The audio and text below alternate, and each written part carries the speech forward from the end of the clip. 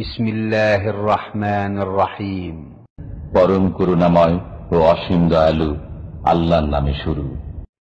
ومن أحسن قولا ممن دعا إلى الله وعمل صالحا وقال إنني من المسلمين.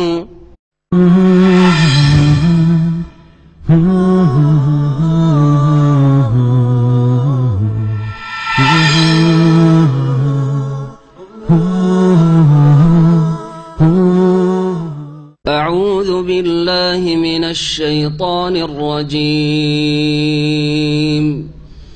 بسم الله الرحمن الرحيم. يسألونك عن الأنفال قل الأنفال لله والرسول فاتقوا الله وأصلحوا ذات بينكم وأطيعوا الله ورسوله إن كنتم مؤمنين. إنما المؤمنون الذين إذا ذكر الله وجلت قلوبهم وإذا تليت عليهم آياته زادتهم إيمانا وعلى ربهم يتوكلون. الذين يقيمون الصلاة ومما رزقناهم ينفقون. أولئك هم المؤمنون حقا لهم درجات عند ربهم ومغفرة ورزق كريم. كما أخرجك ربك من بيتك بالحق وإن فريقا من المؤمنين لكارهون. يجادلونك في الحق بعدما تبين كأنما يساقون إلى الموت وهم ينظرون. وإذ يعدكم الله إحدى الطائفتين أنها لكم وتودون أن غير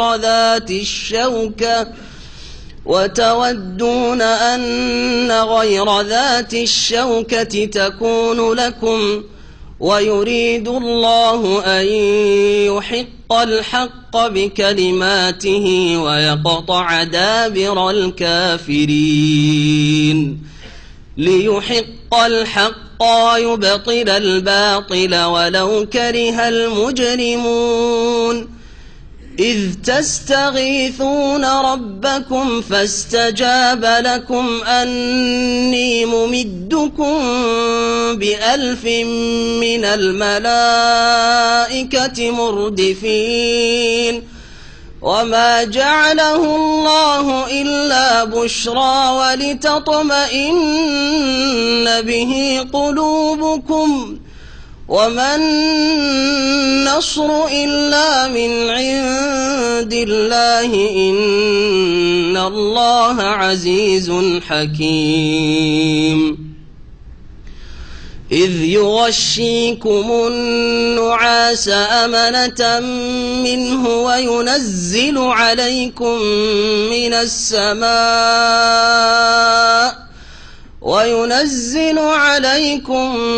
السماء ماء ليطهركم به ويذهب عنكم رجز الشيطان وليربط على قلوبكم ويثبت به الأقدام.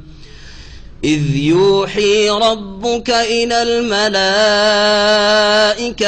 أني معكم فثبتوا الذين آمنوا سألقي في قلوب الذين كفروا الرعب فاضربوا فوق الأعناق واضربوا منهم كل بنان ذلك بأنهم شاقوا الله ورسوله ومن يشاقق الله ورسوله فإن الله شديد العقاب ذلكم فذوقوه وأن للكافرين عذاب النار يا أيها الذين آمنوا إذا لقيتم الذين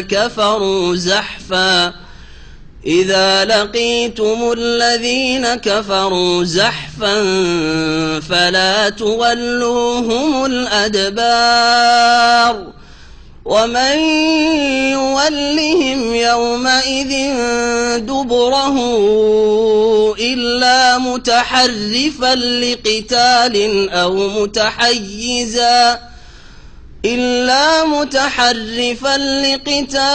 أو متحيزا إلى فئة فقد باء بغضب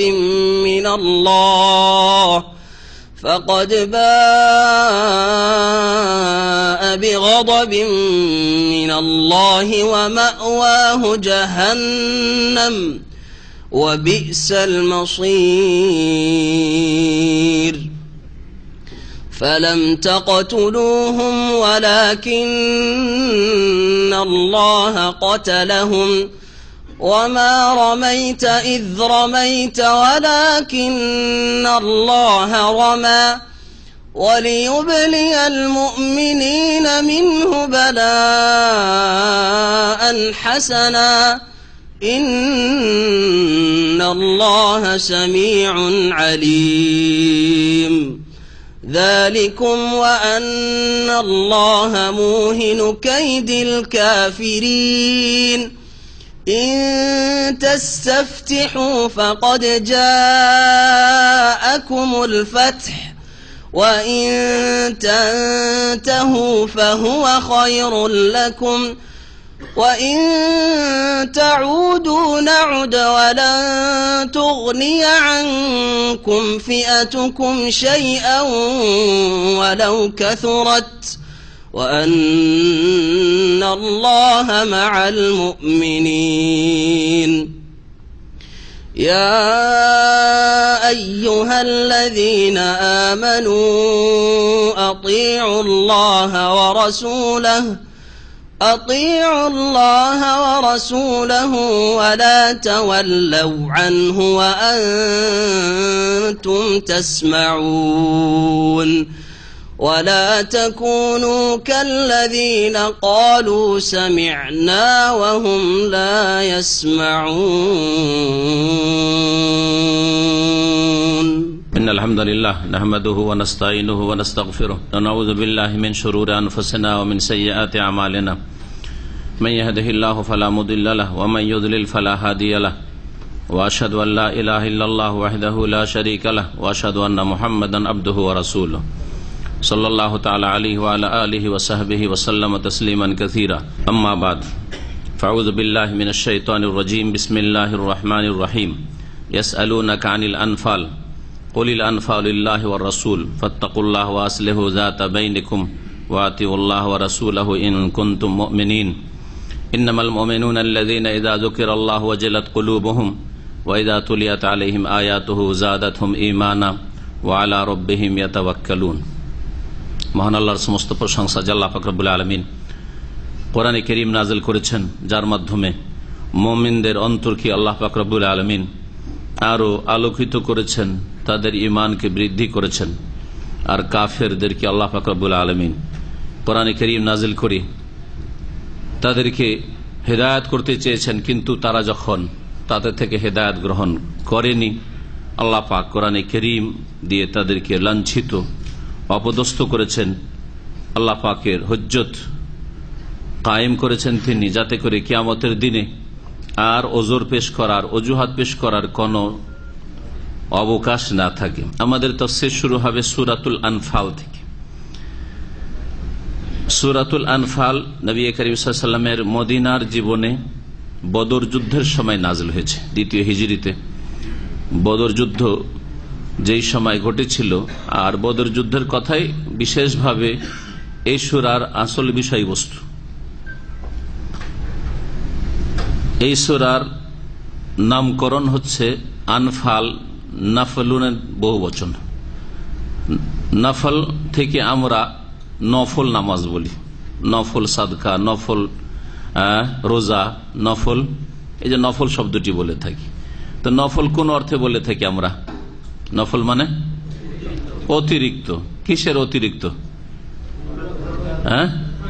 ফরজের উপর অতিরিক্ত। ফরজ নয়, অতিরিক্ত।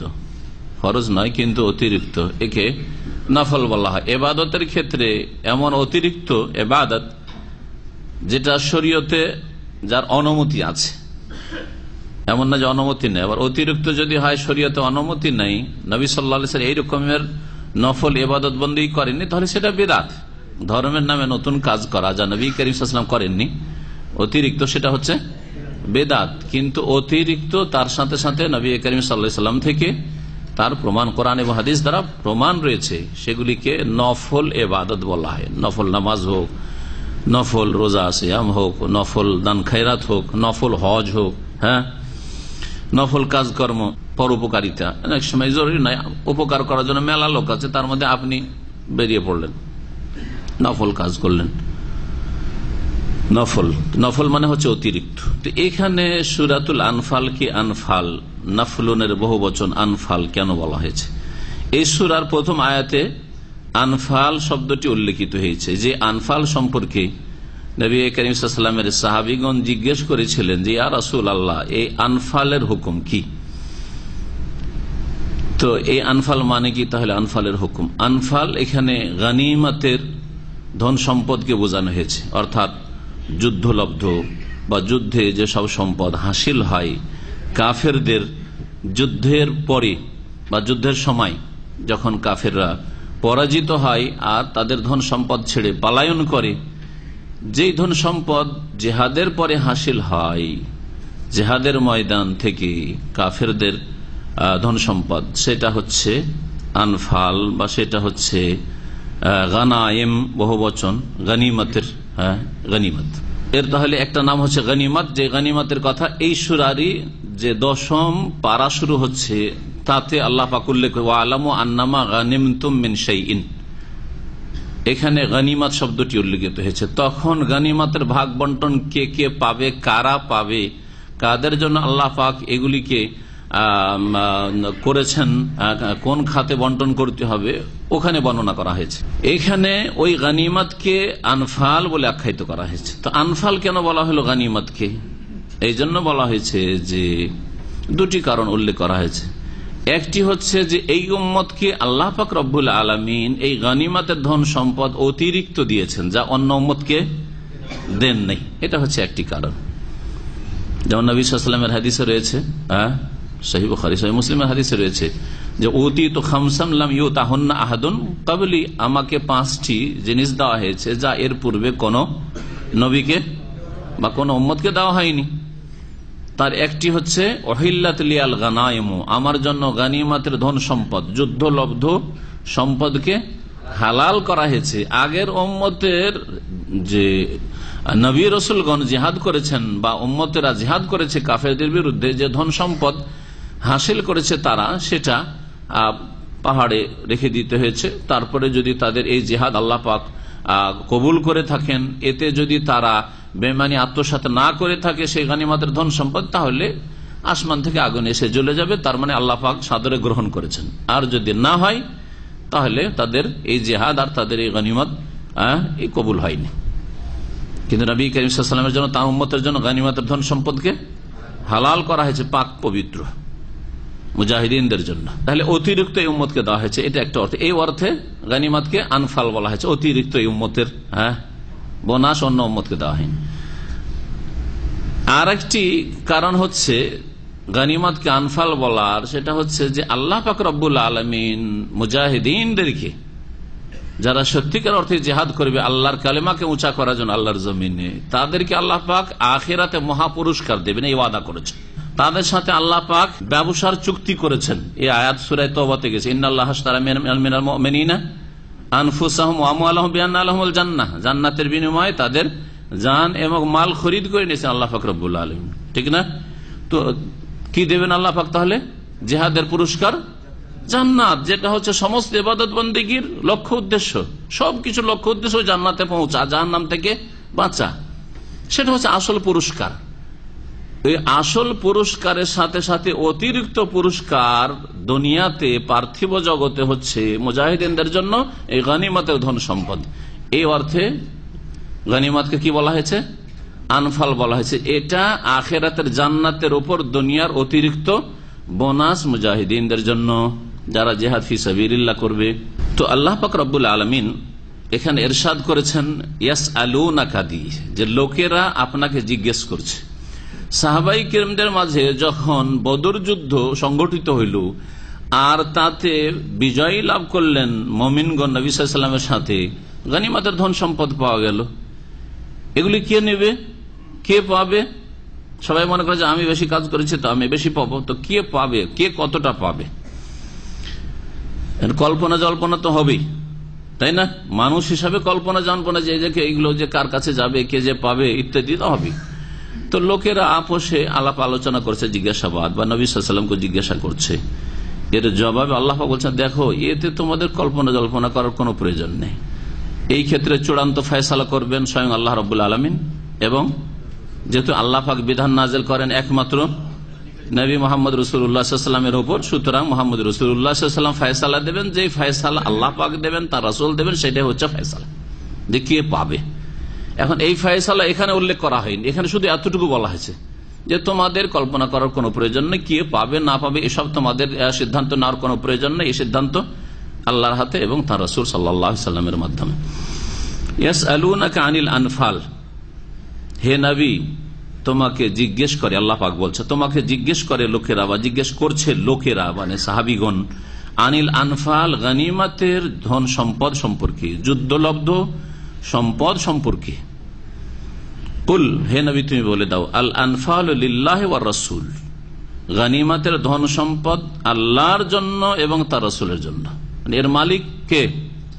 আল্লাহ এবং তার রাসূল সাল্লাল্লাহু আলাইহি ওয়াসাল্লাম। ফয়সালা করবেন আল্লাহ পাক রব্বুল আলামিন ওহীর মাধ্যমে, কোরআনে কারিমে, অথবা রাসূলুল্লাহ সাল্লাল্লাহু আলাইহি ওয়াসাল্লামের হাদিসে যেটা ওহী, আল্লাহ পাক এই ফয়সালা করবেন। যেই ফয়সালা করে দেবেন রাসূলুল্লাহ সাল্লাল্লাহু আলাইহি ওয়াসাল্লামের মাধ্যমে, সেই ফয়সালা তোমাদেরকে মেনে নিতে হবে।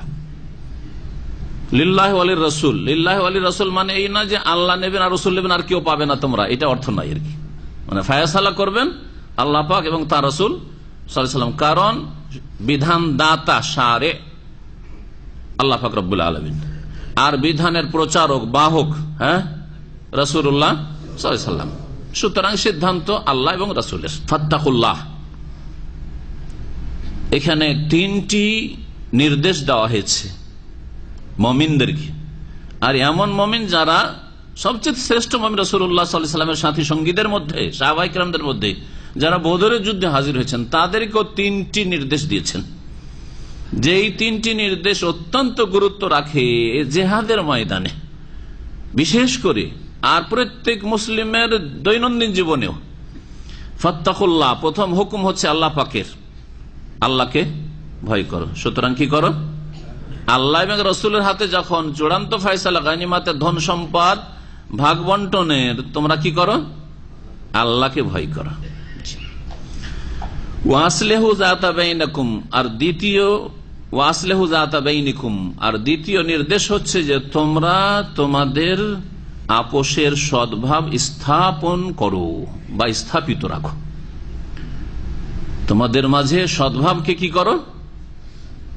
স্থাপিত রাখো, মজবুত রাখো। ওয়াসলিহু যাতা বাইন, আপোষে যাতে করে তোমাদের মাঝে মনোমালিন্য, কলহ, বিবাদ সৃষ্টি না হয়।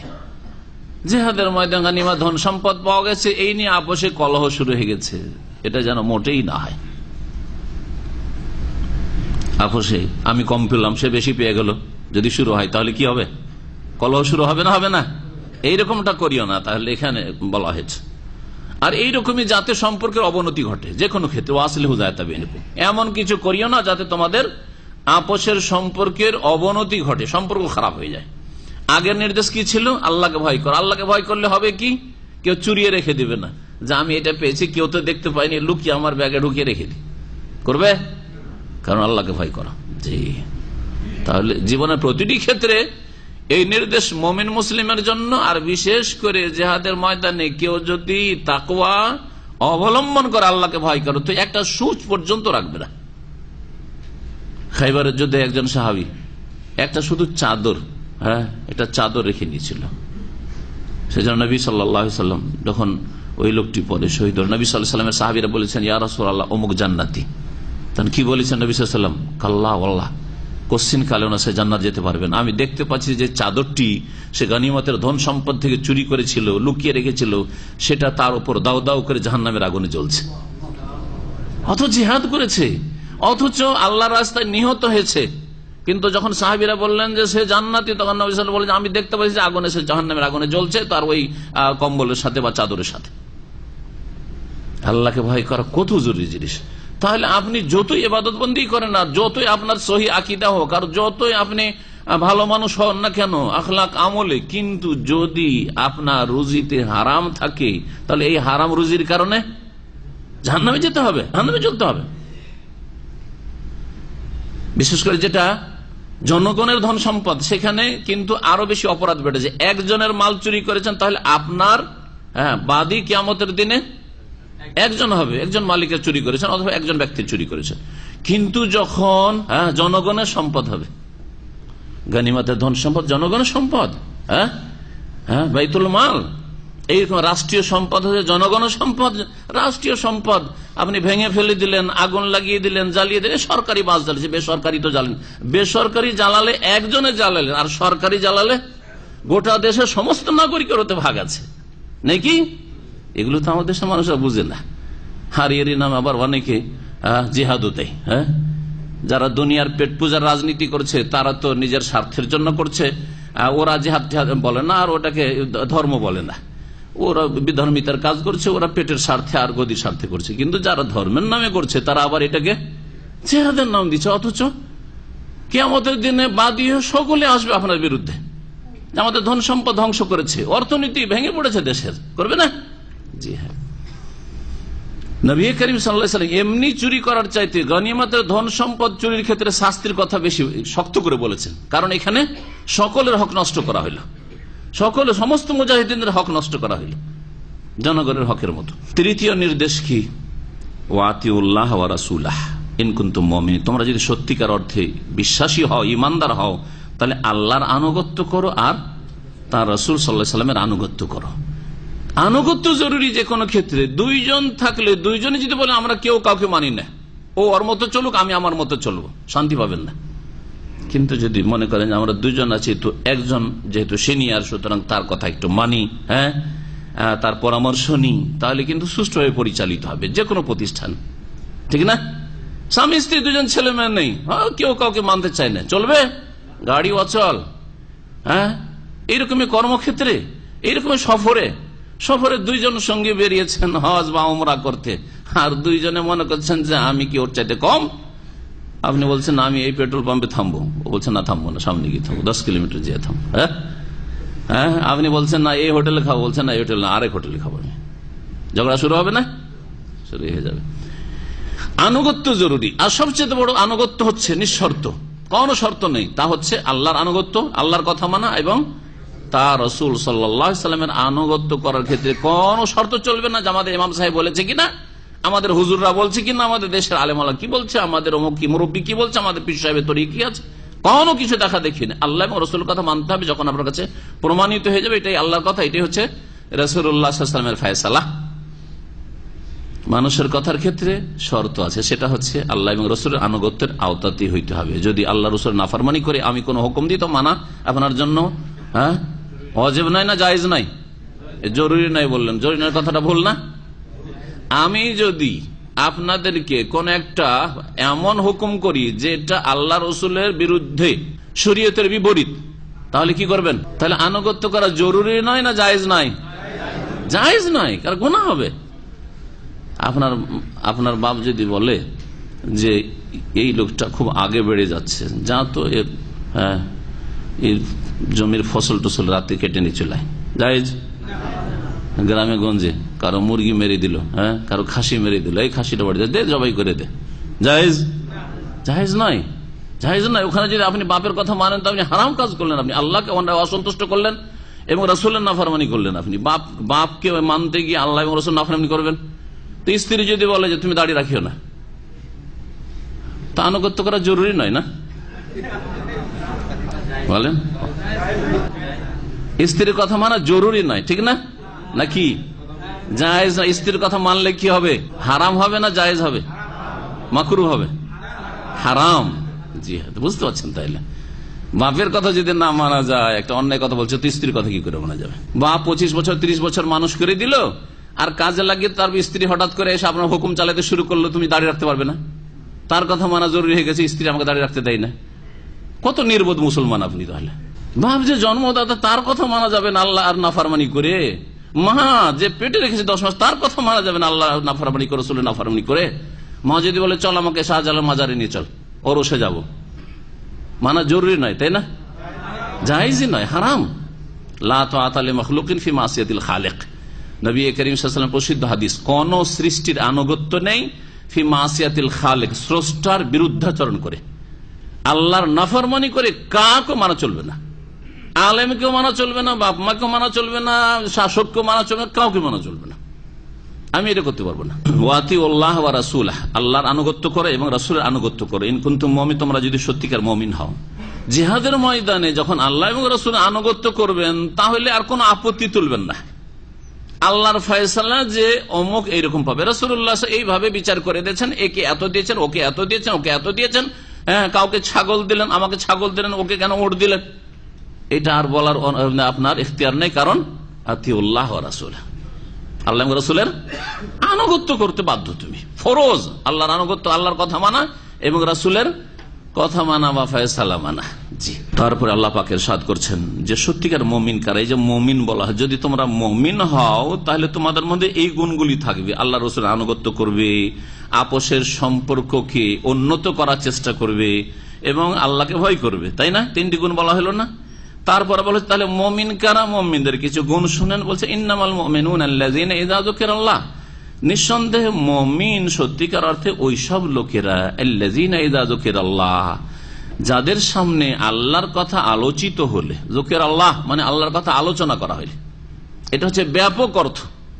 এটা হচ্ছে ব্যাপক অর্থ। যুকিরা মানে আলোচনা করা, যুকিরা মানে শুধু সুবহানাল্লাহ পড়া নয়, যেটাকে আমাদের দেশের লোকেরা শুধু জিকির বলে। জিকির মানে উল্লেখ করা, জিকির মানে আলোচনা করা, জিকির মানে স্মরণ করা। বুঝা গেছে?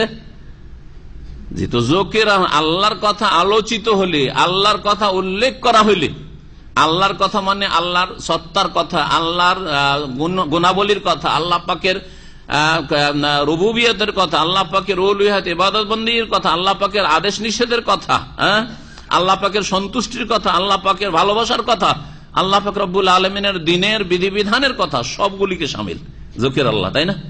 তো আল্লাহর কথা আলোচিত হওয়া মানে এতগুলি সবকে শামিল। আল্লাহ সম্পর্কে আলোচনা করা, আল্লাহ রসুল সম্পর্কে আলোচনা কি জন্য করছি?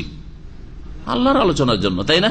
আল্লাহর ইবাদতটা ঠিকভাবে জানতে পারবো, রসুলের মাধ্যমে জানতে পারবো, সেজন্য রসুলের জীবনে আলোচনা করছি। তো ওইটা হচ্ছে আল্লাহ সম্পর্কে আলোচনা করা।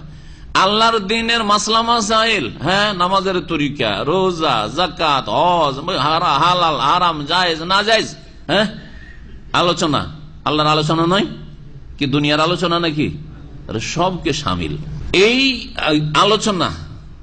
আল্লাহ সম্পর্কে আলোচনা করা, আল্লাহর দ্বীন সম্পর্কে আলোচনা করা, আল্লাহ পাকের রাসূল সাল্লাল্লাহু আলাইহি ওয়াসাল্লাম সম্পর্কে আলোচনা করার উপকারিতা একজনে শুধু সীমিত থাকে না, সকলে তার দ্বারা উপকৃত হইতে পারে। এখন আল্লাহর কথা আলোচনা চলছে না? চলছে না? আল্লাহর কথা আলোচনাতে শুধু ব্যক্তিগত আমারও ফায়দা রয়েছে না, আপনাদেরও ফায়দা রয়েছে? আপনাদেরও ফায়দা রয়েছে। কিন্তু এখন 1 ঘন্টা ধরে আমি আলোচনা না করে শুধু যদি সুবহানাল্লাহ করি, আলহামদুলিল্লাহ বলি, আল্লাহু আকবার করি, লা ইলাহা ইল্লাল্লাহ বলি, লা হাওলা ওয়ালা কুওয়াতা ইল্লা বিল্লাহ পড়ি, আরো বহু তাসবিহ তাহলিল রয়েছে, যদি করতে থাকি আসর পর্যন্ত, তো আমার ফায়দা হবে না? হবে না? আমার ফায়দা হবে, আপনাদের ফায়দা হবে, আপনাদের আমার জিকির দিয়ে আপনার ফায়দা হবে না, ঠিক না? এটাও আল্লাহর স্মরণ করা, কিন্তু দুই স্মরণের পার্থক্যটা বুঝতে পারলেন? তাহলে কোন স্মরণটা, কোন আলোচনাটা বেশি গুরুত্ব রাখে এখন বুঝুন, তাই না? আর কোনটা ব্যাপক অর্থে আল্লাহ পাকের জিকির? আল্লাহ পাকের জিকির মানে শুধু নির্জনতা অবলম্বন করে আপনি জিকির করছেন, আর জাতি জাহান্নামের পথে চলে যাচ্ছে, জাতি শিরক বিদআতের আকীদা রাখে, জাতি বেনামাজি বেদিন হয়ে যাচ্ছে, আপনার দুনিয়া সম্পর্কে খবর নাই, এই জিকির আল্লাহ করতে বলেন নাই, এই জিকির নাই। মুস্তাহাব জিকির নিয়ে পড়ে আছেন, আর ফরজ জিকির না। ইসলাম শিখা ফরজ, দিনের জ্ঞান অর্জন করা ফরজ, জ্ঞান দিচ্ছেন না আপনি আলেমে দিন একজন, হ্যাঁ, আর আপনি নির্জনে বলছেন যে আমি এখন বসেছি বা আমার হুজুর এখন মোরাকাবাতে বসছে। আপনার মোরাকাবাদে আপনার ফায়দা, তাও সুন্নতি তরিকা হইলে ফায়দা, বেদাতি তরিকা হলে আপনারও ফায়দা নেই, কারণ নবীর আদর্শ না আপনি, বুঝে গেছে? তো এখানে যকির আল্লাহ মানে কি? আল্লাহর কথা আলোচিত হলে, আল্লাহর কথা যদি উল্লেখ করা হয়, সে আল্লাহ পাকের তৌহিদ সম্পর্কে হোক, জাত সিফাত সম্পর্কে হোক, আল্লাহ পাকের সম্পর্কে যেসব আকীদা রয়েছে সেগুলি সম্পর্কে হোক, ধর্মীয় বিশ্বাস, অথবা আল্লাহ পাকের ইবাদত বন্দেগী সম্পর্কে হোক, আল্লাহ পাকের দ্বীনের মাসলা মাসাইল সম্পর্কে হোক, হ্যাঁ, হালাল হারাম সম্পর্কে হোক, ইজা যুকির আল্লাহু, দ্বীনের কথা আলোচনা হইলি, আল্লাহর কথা আলোচনা হইলি, মুমিনের অবস্থা কেমন হয় শুনুন। এই অবস্থাগুলি আপনার মধ্যে আসতে হবে, এইরকম যেন আপনার অন্তরের অবস্থা হয়, আপনার ঈমান আমলের অবস্থা হয়, আপনার কাজকর্মের অবস্থা হয়। ওয়াজিলাত কুলুবুহুম, তাদের অন্তর কেঁপে উঠে। আল্লাহর কথা আলোচনা করা হইলে তাদের অন্তর কেঁপে উঠে। আল্লাহ পাকের দ্বীনের কথা বলা হচ্ছে, আল্লাহর দ্বীন থেকে কত দূরে আমি সরে গেছি।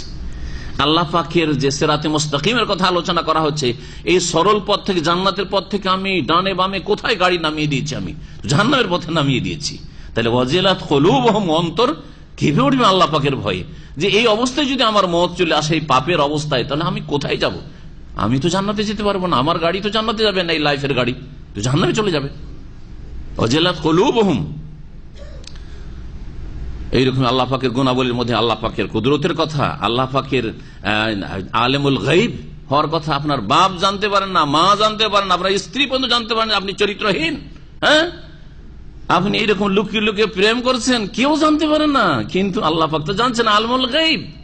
তাহলে যখন আল্লাহর কথা আলোচনা করা হবে, আল্লাহ পাকের ইলমে গায়বের কথা আলোচনা করা হবে, ওয়াজিলাত কুলুবুহুম, অন্তর ভয়ে কেঁপে উঠবে যে আল্লাহ, তোমার উপর তো লুকিয়ে রাখা যায় না, আমি কি করেছি। সুতরাং ফিরে আসবে আল্লাহর দিকে, তওবা করবে, সংশোধন করবে। ওয়াজিলাত কুলুবুহুম, এই নয় যে শুধু আপনি কোরআন তেলাওয়াত করছেন আর সুরটা সুন্দর সুন্দর শুনতে ভালো লাগছে, তখন চোখে একটু পানি চলে আসলো সুর শুনে, এটা বোঝানো হয়নি। এতে এমন কোন ফায়দা হলো যে সুর শুনে আপনাকে শুধু চোখে পানি আসলো? অনেকের হয় এরকম, ভালো কারি সাহেব তেলাওয়াত করছে আর এত মধুর সুরে তেলাওয়াত করলো যাতে চোখে পানি চলে আসলো, সাময়িক চোখের পানি, কিন্তু আপনার লাইফটা পরিবর্তন করবে না, আপনার জীবনে ইমানি উন্নতি আসবে না, আপনার আল্লাহর ভয় ভীতি পয়দা হবে না, আখিরাত জান্নাতমুখী আপনি হইতে পারবেন না। কিন্তু সত্যিকার অর্থে আল্লাহর দ্বীন বুঝে, আল্লাহ পাকের গুণাবলী বুঝে, এবং আল্লাহ পাক রব্বুল আলামিনের রাসূল সাল্লাল্লাহু আলাইহি সাল্লামের জীবনী আদর্শ সম্পর্কে বুঝে তারপরে নিজের সংশোধন করা, যে আমাকে এই সরল পথে, ইহদিনাস সিরাতাল মুস্তাকিম, এই পথেই থাকতে হবে, আমি কি এই পথের উপর আছি? ওয়াজিলাত কুলুবুহুম, অন্তর কেঁপে ওঠে মুমিন হলে।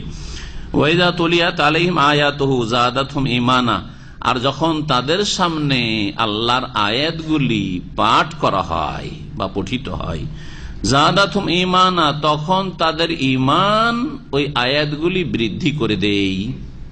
যাদাতহুম এর ফাইল কর্তা হচ্ছে আয়াতগুলি। আয়াতগুলি কি করে? তাদের ঈমানকে বৃদ্ধি করে। ঈমান বৃদ্ধি হয় আল্লাহ পাকের আয়াত শুনলে। সাহাবায়ে কেরাম আয়াতগুলি অর্থ বুঝে শুনতেন না এমনি শুনতেন?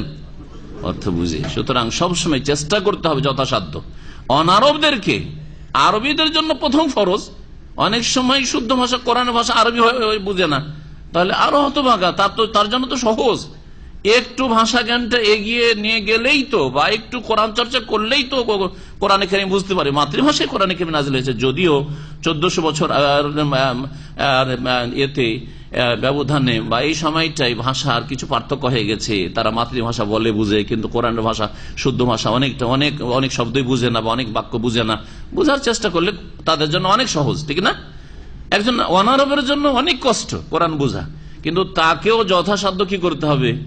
আল্লাহ পাকের সম্বোধন, আল্লাহ পাক অ্যাড্রেস বুঝার চেষ্টা করতে, আল্লাহ পাক কি বলছেন বুঝার চেষ্টা করতে হবে। কারণ এটাই হচ্ছে রাসূলুল্লাহ সাল্লাল্লাহু আলাইহি ওয়াসাল্লাম সাহাবায়ে কেরামের আদর্শ, যে না বুঝে শুধু কোরআন তারা শুনতেন না, না বুঝে শুধু কোরআন মুখস্থ করতেন না, না বুঝে তারা কোরআন তেলাওয়াত করতেন না, কোরআনের কারি হইতেন না। তো যখন কোরআন তেলাওয়াত করা হয় তখন কি হয়? তাদের ঈমান এই কোরআন কারীমের আয়াত বৃদ্ধি করে।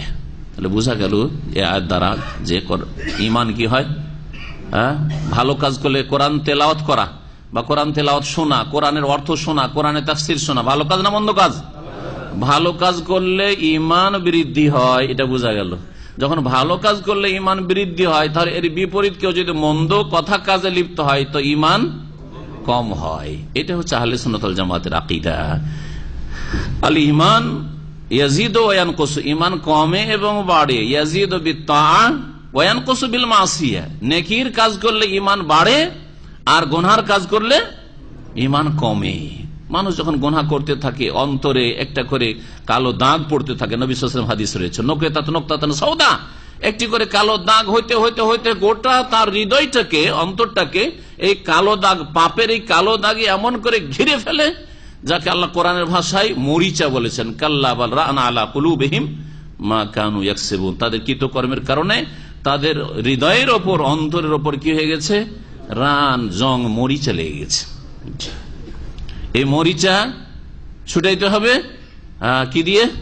তওবা ইস্তিগফার দিয়ে। তওবা ইস্তিগফার দিয়ে নবী করিম সাল্লাল্লাহু আলাইহি সাল্লাম দিনে 100 বার করে তওবা ইস্তিগফার করতেন, অথচ তার গুনাহ নেই, অথচ তার আগের পরের ভুল ভ্রান্তির ক্ষমার অগ্রিম ঘোষণা আল্লাহর পক্ষ থেকে। তাহলে আপনার কতটা তওবা ইস্তিগফার দিনে করছেন আর কতটা আল্লাহ অভিমুখী আপনি আপনার অবস্থা যাচাই করুন। আল্লাহ পাক যেন আমাদের ঈমান বৃদ্ধি করেন, গুনার কথা কাজ থেকে বেঁচে থাকার তৌফিক দান করেন। আর 3 নম্বর গুণ হচ্ছে ওয়ালা রব্বিহিম ইয়াতাওয়াক্কালুন, সত্যিকার মুমিন ওরা যারা তাদের প্রতিপালকের উপর আস্থা ভরসা রাখে। কাজ করে রেজাল্ট, পরিণতিটা আল্লাহর জন্য ছেড়ে দাও। আল্লাহ আমি আমার কাজ করলাম, এখন তুমি তোমার কাজ করো। যে কোনো ক্ষেত্রে চাকরি করেন, ডিউটি করেন, ডিউটি করে আল্লাহ তুমি আমার রুজিতে বরকত দাও। ডিউটি যাবেন না বলে আল্লাহ রুজিতে বরকত দাও, হবে? নবী সাল্লাল্লাহু আলাইহি ওয়াসাল্লাম বদরের যুদ্ধের আলোচনা শুরু হয়েছে, তাই না? বদরের যুদ্ধের না গিয়ে মসজিদে নববীতে তো দোয়া করতে পারতেন। যদি এটা ইসলাম হইতো, ইসলাম সমর্থন করত যে কাজকর্ম না করেই শুধু আল্লাহকে পাওয়া, জান্নাত পাওয়া, কাজকর্ম না করেই শুধু বিজয় লাভ করা, মেহনত পরিশ্রম না করেই শুধু সাকসেস হওয়া, এটার অবকাশ যদি থাকতো তাহলে নবী সাল্লাল্লাহু আলাইহি ওয়াসাল্লাম মসজিদে নববীতে বসে যেতেন। তখন মক্কা বিজয় হয়নি, মসজিদে নববীতে বসে যেতেন, আর বসে গিয়ে ওখানে আল্লাহর কাছে দোয়া করতেন। বদরের প্রান্তে গিয়ে কেন দোয়া করছেন? মসজিদে নববীতে 2 রাকাত নামাজের 1000 গুণের ফজিলত ছেড়ে বদরে গিয়ে 170 কিলোমিটার দূরে গিয়ে ওখানে করে গিয়ে তিনি দোয়া করছেন, এত দোয়া করছেন যে শরীর থেকে চাদর পড়ে যাচ্ছে, ওনার খবরই নেই, খবর নেই যে গায়ের চাদর পড়ে গেছে। আবু বকর সিদ্দিক রাদিয়াল্লাহু আনহু চাদরটা উঠিয়ে দিয়ে বলছেন যে কাফাকা মুনাশাদাতুকা রাব্বাকা, ইয়া রাসূলুল্লাহ, হে আল্লাহর রাসূল, আপনি আল্লাহর কাছে যে এইভাবে যাত্রা করেছেন, চেয়েছেন একাগ্র চিত্তে, এটা যথেষ্ট হয়ে গেছে। আল্লাহ আপনার দোয়া কবুল করেছেন, আপনার দোয়া কবুল করেছেন নিশ্চিত। ফাইনাল্লাহ সায়ুনজিজু লাকা মা ওয়াদাক, আল্লাহ যে আপনার সাথে প্রতিশ্রুতি করেছেন, ওয়াদা করেছেন যে আমি আমার রাসূলের সাহায্য করব, অবশ্যই আল্লাহ পাক এই ওয়াদা পূরণ করবেন, আজকে বিজয় লাভ করবেন। জি, কর্ম করে রেজাল্টটা আল্লাহর হাতে ছেড়ে দেওয়া এবং আল্লাহর কাছে দোয়া করতে। কর্ম 2 রকম, একটা হচ্ছে শারীরিক, মানসিক, দুনিয়াবি পার্থিব কর্ম, যার জন্য জিহাদের ময়দানে যেতে হয়েছে, যার জন্য আপনাকে ডিউটিতে যেতে হবে, যার জন্য আপনাকে ব্যবসার রিস্ক, লাভ লস যে কোনোটাই হইতে পারে কিন্তু করতে হবে, যার জন্য আপনাকে বিদেশে আসতে হয়েছে। আর একটি হচ্ছে ইমানি কর্ম, দোয়া করতে হবে আল্লাহ আমার রিজিকে বরকত দাও, এটাও কর্ম আপনার। এই 2 কর্ম করে তারপরেও যে দোয়া করলেই হয়ে গেল, আর আমি ডিউটি করলেই হয়ে গেল, ব্যবসা চালু করলেই হয়ে গেল, বিদেশ আসলে হয়ে গেল, না, রেজাল্ট আমার হাতে নেই। রিজিক কার হাতে আছে? অফিস সামাই রিজকুম, আল্লাহর হাতে রয়েছে। সুতরাং রেজাল্টটা কার হাতে ছাড়তে হবে? এখন আল্লাহ তুমি রাজ্জাক, তুমি রিজিক দাও। আমার কাজ আমি করলাম, আমি দোয়াও করলাম তোমার কাছে আর দোয়া করছি, আর আমি ডিউটিও করলাম, আমি ব্যবসাও করছি, আমি বিদেশেও আসলাম, এখন রাজ্জাক তুমি রিজিক দান করো। সতর্কতা অবলম্বন করতে হবে, যেমন আপনাকে ইতিবাচক চেষ্টা চালাতে হবে, তেমন নেতিবাচক থেকে বাঁচতে হবে, অনিষ্ট থেকে বাঁচার চেষ্টা করতে হবে না। হ্যাঁ, টাকা হাতে নিয়ে সবাই দেখছে আর ভিড়ে জুমার দিন এই মার্কেট দিয়ে হাঁটছেন আপনি, আপনার ব্যাগ দিয়ে দেখা যাচ্ছে যে টাকার বান্ডিল নিয়ে ঘুরছেন আপনি, বলছে আল্লাহ ভরসা চলবে? আল্লাহ ভরসা বলে চলবে? চলবে না। হ্যাঁ, আপনার রুমে অনেক সাথী সঙ্গীরাই থাকা, যেখানে সেখানে আপনি দামি দামি জিনিস ফেলে রেখে দেন, চলবে? হ্যাঁ, অনেকের ইমান দুর্বল রয়েছে। তাহলে সতর্কতা, আল্লাহ বলছেন খুযু হিজরাকুম, জিহাদের ময়দানে গিয়ে যখন নামাজ সালাতুল খৌফ ভয় ভীতির নামাজ পড়তে তখনও বলছেন তোমরা সতর্কতা অবলম্বন করো, তোমরা সতর্ক সাবধান থাকো, নামাজও পড়ো, সতর্ক সাবধান থাকো, সতর্ক সাবধান থাকো। খুযু হিজরাকুম, আল্লাহ ভরসা, আমরা কোনো কিছু করব না, যা হবে হবে, এটা নাই। হ্যাঁ, সতর্কতা অবলম্বন করতে বলেছেন। এগুলি হচ্ছে মানুষের দুনিয়ার উপায় উপকরণ গ্রহণ করা, যা নবী সাল্লাল্লাহু আলাইহি ওয়াসাল্লাম করেছেন। ওয়ালা রব্বিহিম ইয়াতাওয়াক্কালুন, তাদের প্রতিপালকের উপর ভরসা রাখে। তাওয়াক্কুল, আল্লাহ ভরসা সম্পর্কে আজকে জুমার দিনে যারা মসজিদে ছিলেন ওখানে শুনে এসছেন। আরো অতিরিক্ত মুমিনদের কিছু গুণ আল্লাহ পাক বয়ান করছেন, তিনটি তো বয়ান করা হলো, তাই না? তারপরে বলছেন যে সত্যিকার মুমিন ওরা আল্লাযীনা ইউকিমুনাস সালাত, যারা সালাত প্রতিষ্ঠা করে, কায়েম করে, নামাজ কায়েম করে। নামাজ কায়েম করা বেশ কয়েকটি দিককে শামিল, এর উপর একটা আমার আলোচনা আছে, নামাজ কায়েমের, হ্যাঁ, বা নামাজ প্রতিষ্ঠার পদ্ধতি, নামাজ কায়েমের উপায় বা পদ্ধতি। নামাজ কেমন করে কায়েম হবে? শুধু নামাজ পড়লে কায়েম হবে মানে 4 রাকাত জোহর পড়তে হবে, 4 রাকাত জোহর পড়লেন না, আসর 4 রাকাত পড়তে হবে, পড়লেন আপনি, পড়ে নিলে হবে, সংখ্যা পুরা করলে হবে না? আরো কিছু আছে, আরো বেশ কিছু দিক আছে। নামাজ শুরু করার আগে উযুটা ঠিক করতে হবে, শর্ত। তাহলে নামাজে ঢোকার আগে নামাজের জন্য পূর্ব শর্তগুলিও পুরা করা জরুরি। বিনা উযুতে 4 রাকাত যদি আপনি 1 ঘন্টাতে পড়েন তো কবুল হবে? তাহলে নামাজ কায়েম করলেন না আপনি, হ্যাঁ, নামাজ কায়েম করলেন না। শরীরে কাপড়ে পেশাব ছিটছে, কোনো পরোয়াই নেই, আপনি ওই কাপড়ে, নাপাক কাপড় নিয়ে নামাজ পড়লেন, হ্যাঁ, লম্বা নামাজ পড়লেন, আপনি লম্বা সিজদা করেন, নামাজ কবুল হবে? হবে না, নাপাক কাপড়ে, নাপাক কাপড়ে নামাজ হবে না, তাই না? তাহলে শর্তগুলি পুরা করা, জি, বেশ কিছু যে শর্ত রয়েছে, শুরুতু সালাহ, নামাজের শর্তাবলী, সেগুলি আপনাকে তাহলে শিখতে হবে যে নামাজে ঢোকার আগে কি কি শর্ত রয়েছে। নামাজের ভিতরে রুকুন রয়েছে কতটি? হ্যাঁ, 14টি। তাহলে এই 14টা পূরণ করতে হবে, না নামাজ হবে না। ওয়াজিব রয়েছে, ওয়াজিবাতুস সালাহ রয়েছে কয়টি? 8টি, সেগুলি পূরণ করতে হবে, শর্ত পুরা করতে হবে, রুকুন পুরা করতে হবে, ওয়াজিব পুরা করতে হবে। হ্যাঁ, নামাজের বাইরে পূর্ব শর্তগুলি, আর তার নামাজের ভিতরগুলি বললাম।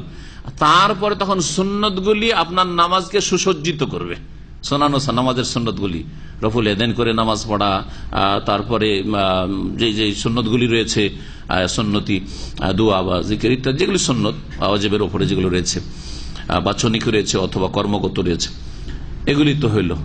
আর পুরুষদেরকে জামাতে মসজিদে পড়তে হবে, তাহলে নামাজ কায়েম হবে। হ্যাঁ, টাইমে টাইমে যথাসময়ে নামাজের সময়ে নামাজ পড়তে হবে। সূর্য ওঠার পরে ফজর নামাজ পড়ছেন আর খুব লম্বা করে পড়ছেন আর চোখ দিয়ে পানি আসছে, কবুল হবে নাকি? এই নামাজ কবুল করবেন না, আপনার চোখের পানি যথেষ্ট নয়। আপনার নামাজ আল্লাহ বলছেন কিতাবা মাওকুতা, আমি ওয়াক্তের উপর লিখে দিয়েছি, ফরজ করেছি, সুতরাং ওই ওয়াক্তই আদায় করতে হইতো তোমাকে। সূর্য ওঠার আগে ফজরের নামাজ গিয়ে মসজিদে পড়ে আসতে হবে তোমাকে। আপনি যেমন দেশে নামাজ দেখেছেন ওই রকমই পড়ছেন, রাসূলুল্লাহ সাল্লাল্লাহু আলাইহি ওয়াসাল্লাম নামাজের সাথে মিলিয়ে দেখলেন না, আপনার নামাজের মিল আছে কিনা, তো নামাজ কায়েম হবে নাকি? নামাজ কায়েম হবে না। সাল্লু কামা রাআইতুমুনি ওয়াসাল্লি, যেমন আমাকে নামাজ পড়তে দেখলে ওইরকম নামাজ পড়ো। তাহলে এই হচ্ছে নামাজ কায়েম করা, চারিদিক থেকে মিলিয়ে নামাজ কায়েম করতে হবে আপনাকে, সব দিক থেকে আপনাকে নামাজ কায়েম করতে হবে। তো মুমিনরা নামাজ কায়েম করে, নামাজ যখন পড়েন সহি সুন্নতি তরিকায় পড়েন, আর সহি তরিকাতেই পড়েন যখন পড়েন, কিন্তু 4 ওয়াক্ত পড়েন, ফজর পড়েন না, মাঝে মাঝে ফজর চলে যায়, নামাজে ঘাটতি আছে, তো নামাজ কায়েম করলেন না, নামাজ কায়েম, আপনি নামাজি না।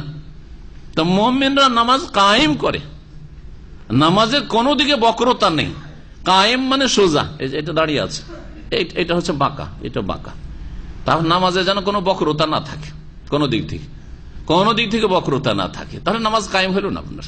ওয়ামিম্মা রাযাকনাহুম ইউনফিকুন, আর যা আমি তাদেরকে উপজীবিকা হিসাবে দিয়েছি তা থেকে তারা ব্যয় করে। এই ব্যয় করার একটি তাফসীর হচ্ছে যাকাত প্রদান করে, দান খয়রাত করা, যাকাত ফরজ, আর ফরজের অতিরিক্ত যখন প্রয়োজন হয় সাদকা দান খয়রাতও করে, একটা অর্থ। দ্বিতীয় অর্থ হচ্ছে যে ব্যয় করা মানে যাকাত নয়, গরিব দুঃখীদের জন্য নয়, বরং আপনার ওপর যে ব্যয় বহন ফরজ করা হয়েছে তা আপনি করবেন। যদি তা না করেন তো অব্যাহতি পাবেন না। আপনাকে ধন সম্পদ দেওয়া হয়েছে, আপনি কুক্ষিগত করে রাখছেন, বাপ খেতে পায় না, মা খেতে পায় না, চলবে? হ্যাঁ, আপনার আপন বোন বিধবা, তালাক প্রাপ্তা খেতে পায় না, আপনি আপনার কুক্ষিগত করে পয়সা ব্যাংক ব্যালেন্স বাড়াচ্ছেন, আপনি চলবে? মুমিন হইতে পারেন না। এখন আপনার প্রতিবেশী ক্ষুধার্ত আর আপনি, আপনার পয়সার অভাব নাই, সম্পদের অভাব নাই, তো মুমিন হইতে পেরেছেন? নবী সাল্লাল্লাহু আলাইহি ওয়াসাল্লাম বলছেন ওই ব্যক্তি মুমিন নয় যেই ব্যক্তি পেট পুরে খায় ওয়া জারহু জায়উন, আর তার প্রতিবেশী ক্ষুধার্ত। এ হচ্ছে দ্বীন ইসলাম। প্রতিবেশী সে মুসলিম হোক আর অমুসলিম হোক, প্রতিবেশী, প্রতিবেশী যে কোনো মানুষ হইতে পারে।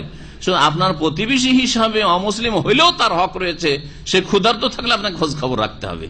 তাহলে অমুসলিমেরই যদি এই হক থাকে তাহলে মুসলিম, আর তারপরে যদি আপনার আত্মীয়, আপনার খালা খেতে পায় না, ফুফু খেতে পায় না, আপনার আত্মীয়স্বজন খেতে পায় না, আপনার গ্রামের ইয়েতিম খেতে পায় না, বিধবা খেতে পায় না, আর আপনার পয়সার অভাব নেই, আপনি বলছেন আমার পয়সা, আমি ইচ্ছা হলে দিলাম, না হয় না, আপনার পয়সা। আল্লাহ বলছেন তোমরা দান করো ওই ধন সম্পদ থেকে, মালিল্লাহ, আল্লাহ কি বলেছেন কোরআনে? মালিল্লাহ, আল্লাহর ধন সম্পদ থেকে, যা তোমাদেরকে আল্লাহ দিয়েছেন, এটা আল্লাহর ধন, জি আল্লাহর ধন সম্পদ। আমিম্মা রাযাকনাহুম, তাহলে ফরজ ব্যয় বহন যে রয়েছে আপনার ওপর সেটা ঠিকভাবে করতে হবে। আপনার ছেলে মেয়েদের হোক, আপনার স্ত্রীর হোক, বাপ মায়ের হোক, আত্মীয় স্বজনদের হোক, যেগুলি ফরজ। আর ফরজ ছাড়াও সুন্নত মুস্তাহাব করতে হবে। এরা হচ্ছে মুমিন। উলাইকা হুমুল মুমিনুনা হাক্কান, এরাই হচ্ছে সত্যিকার অর্থে ঈমানদার, বিশ্বাসী। যে গুণগুলি বয়ান করা হলো, এই গুণগুলি যদি থাকে এরা হচ্ছে সত্যিকার মুমিন।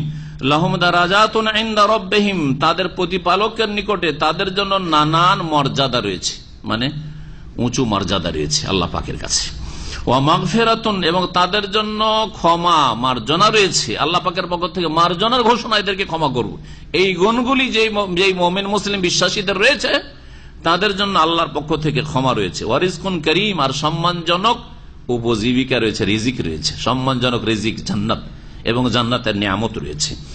কামা আখরাজাকা রাব্বুকা মিন বাইতিকা বিল হাক্কি ওয়া ইন্না ফারীকাম মিনাল মুমিনিনা লাকারিহুন। এখান থেকে এখন শুরু হচ্ছে বদর যুদ্ধের অবস্থা আর বর্ণনা। বদর যুদ্ধের প্রেক্ষাপট, কিভাবে এই বদর যুদ্ধ সংগঠিত হইল। প্রথম নবী সাল্লাল্লাহু আলাইহি ওয়াসাল্লাম সাহাবারা কেউ কল্পনা করেনি যে আমাদের যুদ্ধের মুখোমুখি হইতে হবে, কাফেরদের মোকাবেলা করতে হবে। তাদের উদ্দেশ্য কি ছিল? যে মক্কায় আমাদের ধন সম্পদ, বাড়ি ঘর সব থেকে গেছে, ওগুলো দখল করে আছে কারা? মক্কার কাফেররা। তারপরে অনেকে হিজরত করে আসার সময় কিছু মাল সামান নিয়ে আসার চেষ্টা করছিল, তা কেড়ে নিয়েছে, লুটপাট করে নিয়েছে, লুটপাটও তারা করেছে। কিছু নিয়ে আসতে পারি, খালি হাতে মুহাজিরিনরা মক্কা থেকে মদিনায় পৌঁছেছে। নবী করিম সাল্লাল্লাহু আলাইহি ওয়াসাল্লাম জানতে পারলেন যে আবু সুফিয়ান রাদিয়াল্লাহু আনহু পরে ইসলাম গ্রহণ করেছেন, তখন কিন্তু কুফরি অবস্থায় ছিলেন। এই আবু সুফিয়ান রাদিয়াল্লাহু আনহু রাসূলুল্লাহ সাল্লাল্লাহু আলাইহি ওয়াসাল্লামের স্ত্রী, কোন স্ত্রীর বাপ? উম্মে হাবিবা রাদিয়াল্লাহু আনহার পিতা। উম্মে হাবিবা আগে ইসলাম কবুল করেছিলেন, কিন্তু আবু সুফিয়ান বিলম্বে, তারপরে লেটে ইসলাম কবুল করেছেন। তো আবু সুফিয়ানের নেতৃত্বে বাণিজ্য কাফেলা মাল সামান ব্যবসা বাণিজ্য করে নিয়ে শাম দেশ থেকে, শাম বলতে তখনকার প্যালেস্টাইন, তারপরে বর্তমান সিরিয়া, জর্ডন, সবকে সামিল, ওই দেশে ব্যবসা বাণিজ্যের জন্য 6 মাস ওইদিকে যেত ওরা আরবরা, আর 6 মাস ইয়ামানের দিকে যেত। রেহলাতা শীতায় ওয়াসাইব, শীতকালে শীত পড়ে বেশি কোন দিকে? উত্তর দিকে না দক্ষিণ দিকে? উত্তর দিকে, মানে শাম দেশে। এখন কত প্রচন্ড শীত, বরফ। তো সেই জন্য গ্রীষ্মকালে তারা সফর করতো, মক্কার লোকেরা সফর করতো ব্যবসা বাণিজ্যের জন্য শাম দেশের দিকে, প্যালেস্টাইনের দিকে, আর শীতকালে ইয়ামানের দিকে সফর করত, যেহেতু ওখানে গরম এলাকা, তো শীতকালে তখন সফর করত। এইভাবে তখন ইয়ামান থেকে আবার তখন ভারতে, ওখান থেকে এখানকার মাল সামানগুলি এইভাবে যেত। যথেষ্ট মাল সামান নিয়ে আসছেন আবু সুফিয়ানের নেতৃত্বে এই বাণিজ্য কাফেলা। নবী সাল্লাল্লাহু আলাইহি ওয়াসাল্লাম জানতে পেরে বললেন যে এক কাজ করো, চলো গিয়ে আমরা প্রতিশোধ নিই। আমাদের ধন সম্পদ বা তোমাদের ধন সম্পদ তারা লুটে রেখে দিয়েছে বা তারা ভোগ করছে, তাদেরগুলি আমরা ক্ষতিপূরণ। আর তারপর আল্লাহ পাক রব্বুল আলামিনের পক্ষ থেকে নির্দেশ যে আর্থিক দিক থেকে তাদের ওপর একটা মার পড়ার প্রয়োজন। কারণ কাফের অর্থ নিয়ে মরে, পয়সা নিয়ে মরে, সুতরাং এখানে যদি একটা মার পড়ে তাহলে এতে বড় একটা আঘাত লাগবে কাফেরদের ওপর। নবী করিম সাল্লাল্লাহু আলাইহি ওয়াসাল্লাম এই উদ্দেশ্যে বেরিয়ে পড়লেন। যখন এদিকে বেরিয়ে পড়েছেন, ওইদিকে আবু সুফিয়ান খুব চতুর মানুষ ছিল, খুব চালাক মানুষ। আবু সুফিয়ান আগেই তার গোয়েন্দা দিয়ে জানতে পেরেছে, ওরা ওই যুগে গোয়েন্দা থাকতো, ঘোরাঘুরি করছে, দ্রুত গিয়ে খবর দিচ্ছে যে তাড়াতাড়ি তুমি অন্য রাস্তা ধরো, যেটা প্রসিদ্ধ প্রচলিত রাস্তা এই সামদেশ থেকে মক্কার দিকে যাওয়ার সেই রাস্তা ত্যাগ করো। ওই লোহিত সাগরের কেনারা অন্য রাস্তা দিয়ে একেবারে এগিয়ে চলে গেল। যা হোক, বাণিজ্য কাফেলা হাত ছাড়া হয়ে গেল, যেটা সহজভাবে হাসিল করতে চেয়েছে রাসূলুল্লাহ সাল্লাল্লাহু আলাইহি ওয়াসাল্লাম, সাহাবায়ে কেরামরা। ওইদিকে আরেকজনকে পাঠিয়ে দিয়েছে দূতকে, তাড়াতাড়ি আবু সুফিয়ান পাঠিয়ে দিয়েছে মক্কায় আবু জাহালের কাছে। আবু জাহাল নেতা বসে আছে ওইখানে মক্কায়, তাড়াতাড়ি করে তুমি ওখান থেকে আমাদের সাহায্যের জন্য, আমাদেরকে রক্ষা করার জন্য সেনাবাহিনী পাঠাও, না হলে মোহাম্মদের সেনাবাহিনী এসে আমাদের সবকিছু লুটপাট করে নিয়ে যাবে। ওই দিক থেকে আবু জাহাল নিজেই 1000 লোক নিয়ে এসে কাছে চলে এসছে। নবী করিম সাল্লাল্লাহু আলাইহি সাল্লামের হাত ছাড়া হয়ে গেল, সাহাবাগণ হাত ছাড়া কি হয়ে গেল, বাণিজ্য কাফেলা। সামনে এগিয়ে চলে আসছে আবু জাহাল অহংকারের সাথে, এই উম্মতের ফেরাউন, নবী সাল্লাল্লাহু আলাইহি ওয়াসাল্লামকে বলেছেন এই ফেরাউন এগিয়ে চলে আসছে। এখন নবী সাল্লাল্লাহু আলাইহি ওয়াসাল্লাম যদি মদিনা ফিরে চলে আসেন, যেই গরজ এসেছিলাম হইল না, তো চলে যাই, তাহলে দাপট বেড়ে যাবে কিনা, কাফেরদের সাহস বাড়বে না, সাহস বেড়ে যেতে পারে। নবী করিম সাহাবায়ে কেরামদের সাথে পরামর্শ করলেন। এখানে মতবিরোধ শুরু হলো। কেউ কেউ বললো যে না, আমরা তো কোনো প্রস্তুতি নিয়ে আসিনি। মুনাফিক ছিল না, সবগুলি মুমিন, 313 জন, কিন্তু তারা চিন্তা করছে আমরা তো জিহাদের জন্য কোনো প্রস্তুতি নিইনি, না আমাদের কাছে কোনো বাহন আছে, ঘোড়া আছে, না আমাদের কাছে অস্ত্র আছে, অস্ত্র তেমন কিছু নিয়ে আসিনি, কি দিয়ে আমরা জিহাদ করবো, লড়াই করে, জিহাদের জন্য কিছু লাগবে তো, সাজ সরঞ্জাম কিচ্ছু নেই, তো জিহাদ না করে আমরা ফিরে যাই না। আর ওইদিকে কাফেরদের 1000 কাছে চলে আসছে। নবী সাল্লাল্লাহু আলাইহি ওয়াসাল্লামের সাহাবায়ে কেরামরা পরামর্শ দিলেন, আবু বকর ওমর তারা পরামর্শ দিলেন যে না, জিহাদ করা যাক, জিহাদ করা যাক। মিকদাদ বিন আসওয়াদ রাদিয়াল্লাহু তাআলা বললেন যে ইয়া রাসূলুল্লাহ, আমরা ওই রকম বলবো না যেমন বেয়াদবি করেছিল আর যেমন খুব খারাপ কথা বলেছিল বনি ইসরাইলরা মুসা আলাইহিস সালামকে, মুসা আলাইহিস সালামের সাথে বেয়াদবি করেছিল, যেমন আল্লাহ পাক এদিকে ফেরাউনের কবল থেকে রক্ষা করলেন। আর তারপরে বললেন যে জালেম শাসক আর জালেম শাসকের সেনাবাহিনী রয়েছে, এদের বিরুদ্ধে চলো, তোমাদেরকে আরজে মুকাদ্দাসে প্যালেস্টাইনে ঢুকতে হবে আর তোমাদেরকে জিহাদ করতে হবে। তখন বলেছিল যে ইযহাব আনতা ওয়া রাব্বুকা ফাকাতিলা ইন্না হাহুনা কাঈদুন, আমরা পারবো না এইসব কাজ করতে, হে মুসা আপনি যান আর আপনার আল্লাহ আপনার রব যাক, আর গিয়ে ফাকাতিলা আপনারা লড়াই করেন, ইন্না হাহুনা কাঈদুন, আমরা এখানে বসে থাকছি, যখন আপনারা জিতবেন দেখবো যে হ্যাঁ কাফেররা দমন হয়ে গেছে, তখন আমরা প্যালেস্টাইন মোবারক জমিনে ঢুকবো। এইরকম বেয়াদবি করেছে বনি ইসরায়েলের। ইহুদিদের বেয়াদবিটা আজকাল না শুধু, আর ইহুদিদের জুলুম অত্যাচার আজকে না, ইহুদিরা জীবদ্দশায় নবীর মুসা আলাইহিস সালাম আল্লাহ পাকের এত নিয়ামত, তারপরও তাদের নাফরমানি আর বেয়াদবির শেষ ছিল না। এ হচ্ছে বদজাতি। মিকদাদ বিন আসওয়াদ বললেন যে আমরা ওই কাপুরুষ না আর ওই বেয়াদব না যে এরকম বেয়াদবি কথা বলবো, হ্যাঁ, বরং ইয়া রাসূলুল্লাহ চলেন আপনি আগে বাড়েন, হ্যাঁ, ইন্না মাকা মুকাতিলুন, আমরা আপনার সাথে যুদ্ধের জন্য প্রস্তুত আছি, চলেন জিহাদে যাব। যা হোক, আল্লাহ পাক এখানে আয়াতগুলি নাযিল করলেন যে তোমরা তো পছন্দ করছিলে কি যে আমরা আরামে আরামে ধন সম্পত্তি লুটে নিয়ে চলে আসি আর আমরা লড়াই না করি, কিন্তু আল্লাহ তোমাদের জন্য এর চাইতে বেশি কল্যাণ চাইছিলেন। ধন সম্পদ গনিমত হাসিল হবে আর ওদের উপর একটা মায়েরও পড়বে, ওদের বড় বড় কাফের নেতাগুলি ধ্বংস হবে, যাতে ওদের কোমরটা ভেঙে যাবে, দুর্বল হবে। বহু বন্দী হয়ে 70 জন আসলো, বহু ফায়দা, ধন সম্পদেরও ফায়দা হলো আর দিন ইসলামের বিজয়ের ফায়দা হলো। তো আল্লাহ পাক বলছেন যে আল্লাহ পাক রব্বুল আলামিন যেমন তোমাদেরকে সত্যিকার মুমিন বলেছেন এই গুণগুলি থাকলে তেমনি শোনো, কামা আখরাজাকা রব্বুকা মিন বাইতিকা বিল হক, হে নবী যেমন তোমাকে তোমার প্রতিপালক বের করেছেন তোমার বাড়ি থেকে সত্য সহকারে বা যথাযথভাবে, মানে ভালো উদ্দেশ্যে আল্লাহ পাক বের করেছেন। ওয়া ইন্না ফারিকাম মিনাল মুমিনিনা লাকারিহুন, আর নিঃসন্দেহে মুমিন মুসলিমদের একদল এটাকে অপছন্দ করছিল। তার মানে জিহাদের মুখোমুখি হওয়া, কাফেরদের সামনে গিয়ে লড়াই করা, খালি হাতে নিরস্ত্র, তেমন কোন অস্ত্র নেই, কি করে আমরা লড়াই করব, এটা পছন্দ করছিল না। যদিও একদল মুমিন, আল্লাহ মুনাফিক তাদেরকে বলেন তারা মুমিনই ছিলেন, প্রথম দিকে দ্বিধাদ্বন্দ্বে তারা ছিলেন। আল্লাহ পাক বলছে ইউজাদিলুনাকা ফিল হাক্কি বাদা মা তাবায়্যানা, তাদের জন্য সুস্পষ্ট হওয়ার পরেও এই সত্য সম্পর্কে তারা হে নবী তোমার সাথে বাক বিতণ্ডায় লিপ্ত ছিল। তার মানে নবী সাল্লাল্লাহু আলাইহি ওয়াসাল্লামের সাথে কথা আলাপ আলোচনা করছে, ইয়া রাসূলুল্লাহ কেমন করে আমরা লড়াই করব, আমরা তো প্রস্তুত হয়ে আসিনি, আমাদের কাছে অস্ত্র নেই, আমাদের কাছে কোনো ঘোড়া নেই, বাহন নেই, ছোটাছুটি করতে হবে, আক্রমণ করতে হবে, কিভাবে কি করব আমরা। তো এইরকম যে তোমার সাথে করছিল তারা বাদামা তাবাইয়ানা, সুস্পষ্ট হওয়ার পর। কি সুস্পষ্ট হওয়ার পর? যে আল্লাহ পাক রব্বুল আলামিন যে উদ্দেশ্যে ওরা গিয়েছিল সেটা তাদের হাত ছাড়া করে দিয়েছে। আল্লাহ ওর চাইতে ভালো চাইছিলেন। একটা সহজে হাসিল হওয়া, সেটা হচ্ছে বাণিজ্য কাফেলা, ধন সম্পদ, আর আরেকটা হচ্ছে জিহাদের ময়দানে এদের শক্তিকে দুর্বল করে গনিমত ধন সম্পদ হাসিল হওয়া। আল্লাহ কোনটা চাইছিলেন?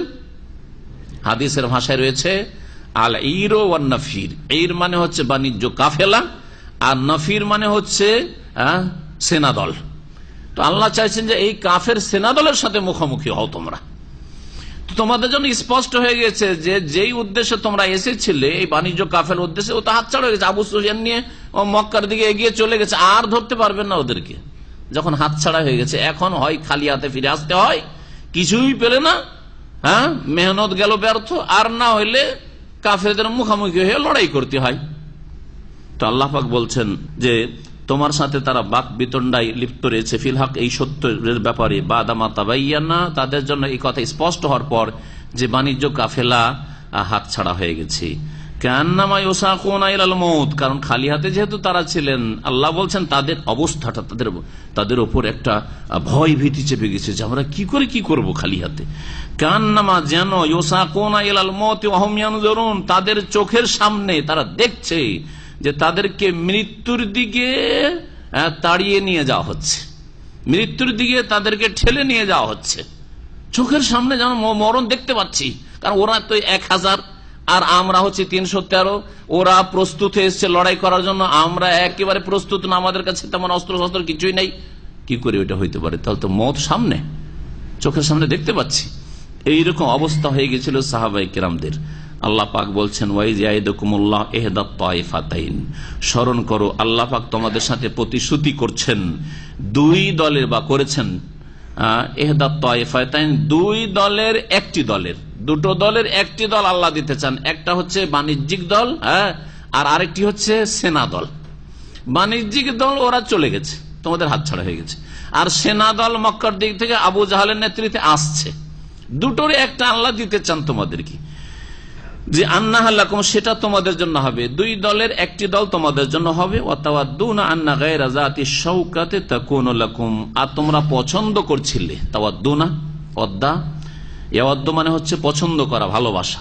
তোমরা নিজের জন্য ভালোবাসছিলে, পছন্দ করছিলে যে তোমাদের জন্য নিরস্ত্র দলটি যেন হয়ে যায়, অর্থাৎ যাদের কাছে কোনো অস্ত্র নেই, বাণিজ্য কাফেলা, ওইটাই যেন তোমরা হাসিল করে না, এটা তোমরা ভালোবাসছিলে। আর মিষ্টি মিষ্টি জিনিস সবাই ভালোবাসে, তাই না?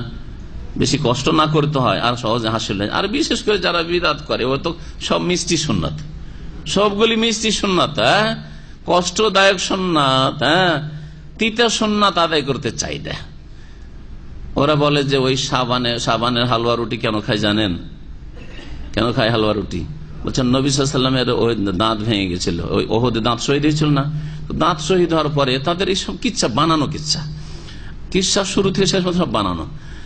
তারপরে দাঁত ভেঙে যে নবী সাল্লাল্লাহু কিছুই খেতে পারতেন না, তো হালুয়া খেয়েছিলেন।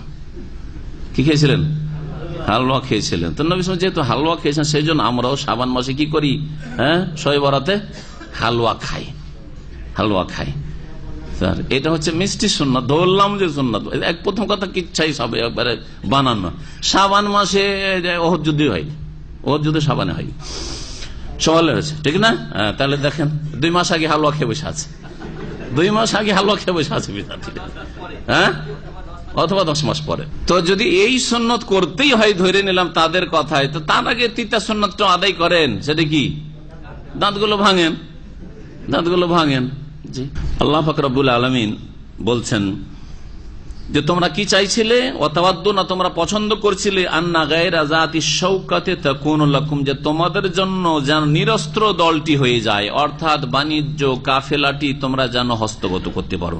ওয়া ইউরিদুল্লাহু আন ইউহিক্কাল হাক্কা বিকালিমাতিহি, আর আল্লাহ পাক চাইছিলেন যে সত্যকে তার বাণী দ্বারা সুপ্রতিষ্ঠিত করবেন, সত্যকে, দ্বীন ইসলামকে শক্তিশালী করতে চান এই বদরের মাধ্যমে।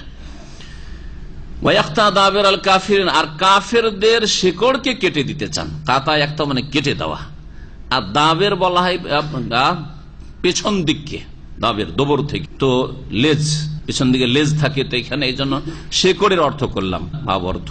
কাফেরদের শিকড়কে কেটে দিতে চান। কাফেরদের শিকড় ছিল এই বড় বড় নেতাগুলি, যেগুলি বদরে ধ্বংস হয়েছিল, আবু জাহাল, ওতবা, শাইবা, রবিয়া, ওয়ালিদ বিন ওতবা, এরা সব বড় বড় বীর পুরুষ ছিল। সব বীর পুরুষ গুলো বেরিয়ে এসেছিল তাদের ধন সম্পদ রক্ষা করার জন্য, সবগুলি গেছে। লিয়হিক্কাল হাক্কা, যাতে আল্লাহ পাক সত্যকে প্রতিষ্ঠিত করেন, ওয়ায়ুবতিলাল বাতিল, আর মিথ্যাকে আল্লাহ পাক রব্বুল আলামিন নির্মূল করেন বা নিশ্চিহ্ন করেন, ওয়ালাউ কারিহাল মুজরিমুন, যদিও অপরাধীরা তা পছন্দ করে না। আর মক্কার লোকেরা, মক্কার কাফের মুশরিকেরা অপরাধী ছিল, মুজরিম ছিল, আর তারা এটা কখনো পছন্দ করবে না, চাইবে না, কিন্তু আল্লাহ পাক চান যে তাদেরকে নির্মূল করবেন, তাদেরকে শাস্তি দেবেন, আর তোমাদেরকে আল্লাহ পাক বিজয়ী করবেন। নবী করিম সাল্লাল্লাহু আলাইহি ওয়াসাল্লাম বদরের প্রান্তে পৌঁছে গেলেন।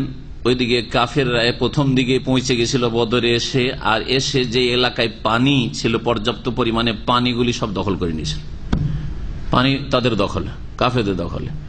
মুসলিমরা এমন জায়গায় গিয়ে অবস্থান করলেন, সেখানে পানির কোনো ব্যবস্থা নেই। আর এক সংকট, পরীক্ষার উপর পরীক্ষা, খালি হাতে মুখোমুখি কাফেরদের, হ্যাঁ, আর পানির ব্যবস্থা নেই। আল্লাহ পাক রব্বুল আলামিন নিয়ামত দেখেন। নবী সাল্লাল্লাহু আলাইহি ওয়াসাল্লাম দোয়া করতে শুরু করলেন, সাহাবায়ে কেরামরা এক এক জায়গায় এক এক সাহাবী দোয়া করা শুরু করলেন। আল্লাহ পাক ওই চিত্র তুলে ধরেছেন। ইয তাস্তাগীসুনা রাব্বাকুম, স্মরণ করো যখন তোমরা তোমাদের প্রতিপালকের কাছে, রবের কাছে সকাতরে ফরিয়াদ করছিলে, যাচ্চা করছিলে, দোয়া করছিলে আল্লাহর কাছে। ইস্তিগাসা, ইস্তিগাসা মানে এক হচ্ছে দোয়া, দোয়া হচ্ছে সাধারণ অর্থে দোয়া, মানে আল্লাহকে ডাকা, আহ্বান করা, ঠিক আছে। আর ইস্তিগাসা বিশেষ অবস্থার দোয়া, সেটা হচ্ছে বিপদে আপনি পড়ে আছেন, বিপদের অবস্থায় দোয়া করা, উদ্ধার কামনার দোয়া। আপনি বিপদে ফেসে গেছেন, আগুনে ফেসে গেছেন, পানিতে ডুবছেন, বালা মুসিবত চারিদিকে ঘিরে নিয়েছে, ওই সময় যে দোয়া করছেন এটাকে ফরিয়াদ বলা হয়, হ্যাঁ, সেটা হচ্ছে ইস্তিগাসা। ইস্তিগাসা কার কাছে করতে হবে? এটা একমাত্র আল্লাহর কাছে, একমাত্র আল্লাহর কাছে, না জিনের কাছে? জিনের কাছে চাওয়া যাবে না। মাঠে যদি কোনো বালা মুসিবতে পৌঁছে যান, এই জিনের রাজা গো আমাকে উদ্ধার করো, জায়েজ? শিরক। তো জিনের কাছে যদি না, হে বড় পীর আমাকে উদ্ধার করো, করা যাবে? হ্যাঁ, আমাদের 300 কত জন আউলিয়া, 360 জন আউলিয়া, হ্যাঁ 360 আউলিয়া, হ্যাঁ, তাদের কাছে সাহায্য যদি চান, চাওয়া যাবে রবের কাছে। তাস্তাগীসুনা রাব্বাকুম, ফরিয়াদ কাকে করতে হবে? রবের কাছে ফরিয়াদ করতে হবে। স্মরণ করো যখন তোমরা তোমাদের প্রতিপালকের কাছে ফরিয়াদ করছিলে, সকাতরে দোয়া করছিলে, ফাস্তাজাবা লাকুম, অতঃপর তোমাদের ডাকে আল্লাহ পাক সাড়া দিয়েছিলেন, তোমাদের দোয়া কবুল করে। ইস্তিজাবা মানে কবুল করা, ডাকে সাড়া দেওয়া। কি বলে সাড়া দিয়েছিলেন? আন্নী মুমিদ্দুকুম বিআলফিম মিনাল মালায়েকাতি মুরদিফিন, যে নিঃসন্দেহে আমি তোমাদের সাহায্য করব। আল্লাহ বলছেন নিঃসন্দেহে হে বদরের 313 জন সাহাবায়ে কেরাম রাসূলুল্লাহ সাল্লাল্লাহু আলাইহি ওয়াসাল্লামের সাথে তোমাদের আমি সাহায্য করব, এতে কোনো সন্দেহ নেই। বিআলফিম মিনাল মালায়েকাতি, 1000 ফেরেশতা দিয়ে, মালায়েকা পাঠিয়ে। মুরদিফিন, যারা একের পর এক নেমে আসবে, একসাথে না, নামতে আছে, একসাথে যদি চলে আসে তো হয়তো অনেকে খেয়াল করেনি, দেখতে পাইনি, তাই না? আর একবারই আসলো, কিন্তু আস্তেই আছে, আস্তে আছে, আরো বেশি ভীতি সঞ্চার হবে। তো আল্লাহ পাক রব্বুল আলামিন এইভাবে সংখ্যায় 313 জন, কিন্তু কাফেররা সংখ্যাতে অনেক দেখছিল। জি, তো আল্লাহ পাক রব্বুল বলছেন যে একের পর এক আমি তোমাদের জন্য ফেরেশতা নামিয়ে দেব। মুরদিফিন মানে একের পর এক আসা। ওমা জাআলাহুল্লাহু ইল্লা বুশরা, তাহলে প্রথম আল্লাহ পাকের নিয়ামত এই দোয়া শোনার পরে বদরের যুদ্ধে সাহায্যের কথা শোনেন। প্রথম নিয়ামত হচ্ছে যে 1000 ফেরেশতা আল্লাহ পাক নামিয়েছিলেন, আর বদরের যুদ্ধে একমাত্র ফেরেশতারা নেমে যুদ্ধও করেছিলেন। অন্য যুদ্ধে হুনাইনের যুদ্ধে ফেরেশতা নেমে এসেছেন, কিন্তু ফেরেশতারা যুদ্ধ করেন নাই। ফেরেশতারা শুধু সাপোর্ট করেছেন, এবং ফেরেশতারা তাদেরকে করেছেন, শক্তিশালী করেছেন, কিন্তু তারা যুদ্ধ করেননি। এই বদরের যুদ্ধে ফেরেশতারাও জিহাদে অংশ নিয়েছে এবং হত্যা করেছে কাফেরদের, বেশ কিছু কাফেরকে হত্যা করেছে। যেমন একটা হাদিসে রয়েছে যে হঠাৎ করে একটা আওয়াজ শুনছেন যে আকদেম হাইজুম, এই হাইজুম তুমি অগ্রসর হও, আগে বাড়ো, কাফেরদের দিকে অগ্রসর হও। আর হঠাৎ করে দেখা গেল যে একটা কাফের খুলি ছুটে পড়েছে, কোন দিক থেকে লাগলো, মাথা ছুটে পড়ে আছে। তো হাইজুম নামে এক ফেরেশতা, নবী সাল্লাল্লাহু আলাইহি ওয়াসাল্লাম বলেন ওয়াজালিকা মিন মাদাদিস সামাই সালেসা, তৃতীয় আসমানের ফেরেশতার পক্ষ থেকে এই মদদ এসেছে। এইভাবে আল্লাহ পাক সাহায্য করেছেন। তো এই ছিল এক সাহায্য। দ্বিতীয় সাহায্য হচ্ছে ওমা জাআলাহুল্লাহু ইল্লা বুশরা, এই ফেরেশতাকে নামিয়ে দেওয়া একমাত্র আল্লাহ তোমাদের জন্য সুসংবাদ করেছেন।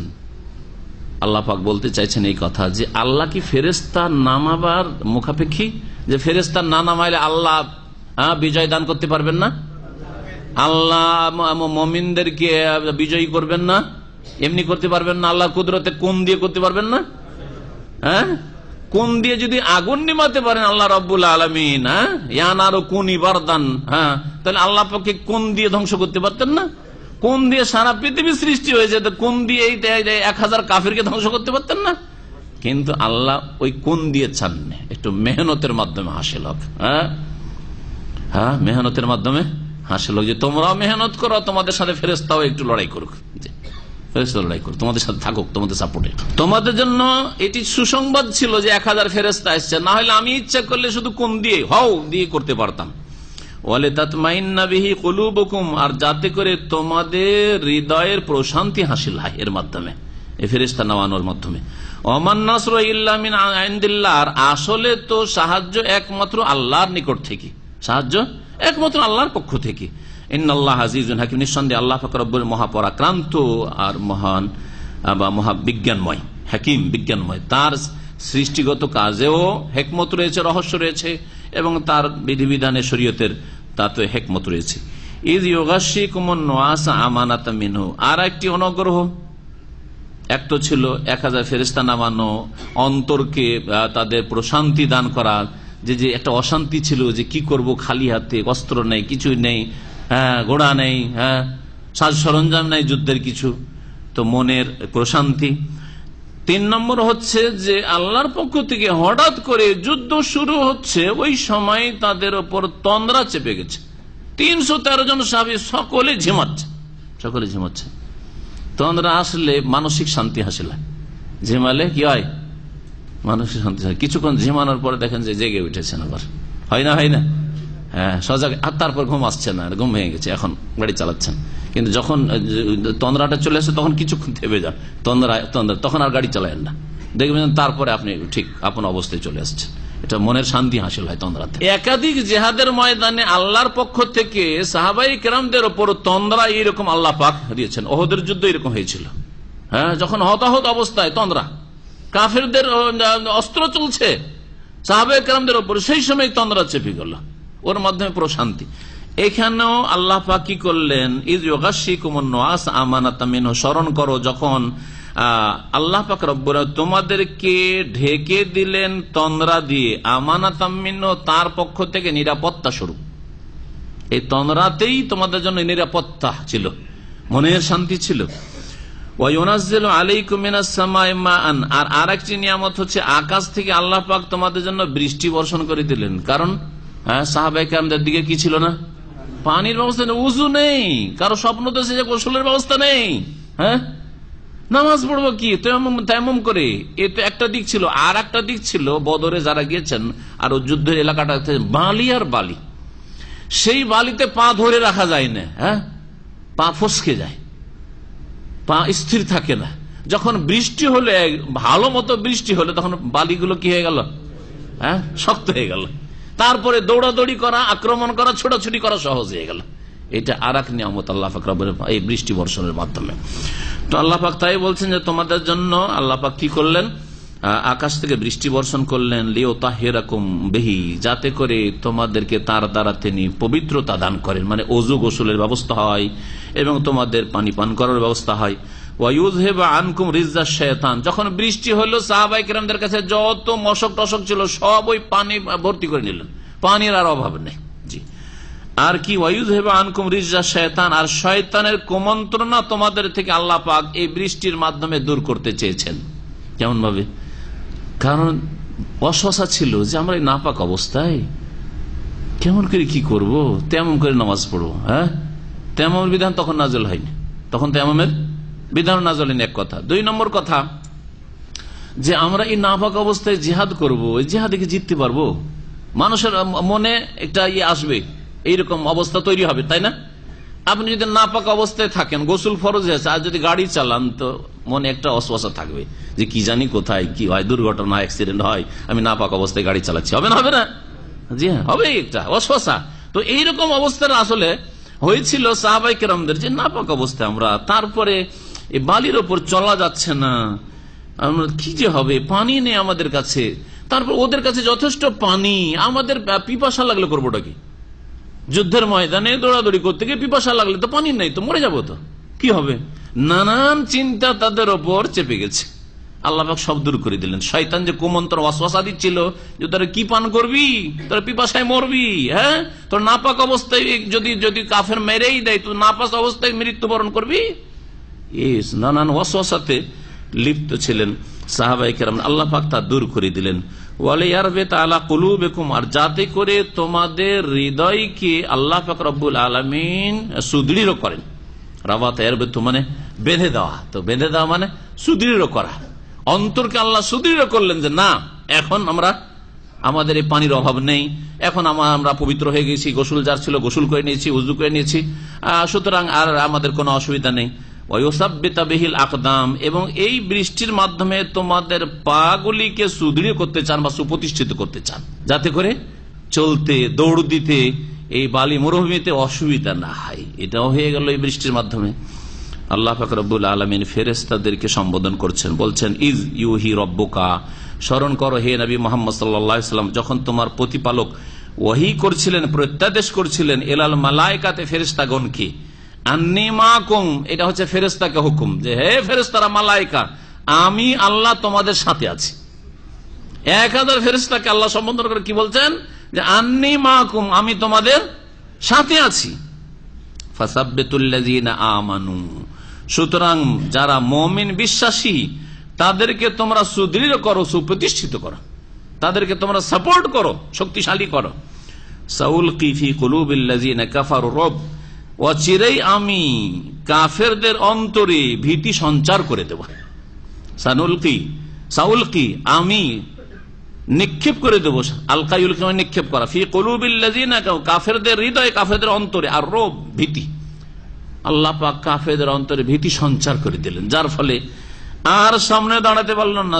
প্রথম দিকে এসেছিল বদরের যুদ্ধের ঘটনা পড়ে দেখবেন যে 3 জন এসেছিল, 3 জনে যখন শেষ হয়ে গেল তখন তাদের মনোবল ভেঙে পড়ল, আর তারপরে কিছুক্ষণের মধ্যেই একবার রণক্ষেত্রে ছেড়ে পালাতে শুরু করলো। আল্লাহ পাক রব্বুল আলামিন তারপরে বলছেন ফাদরিবু ফাওকাল আনাক, হে ফেরেশতারা, সুতরাং তোমরা তাদের কাঁধের ওপর আঘাত হানো।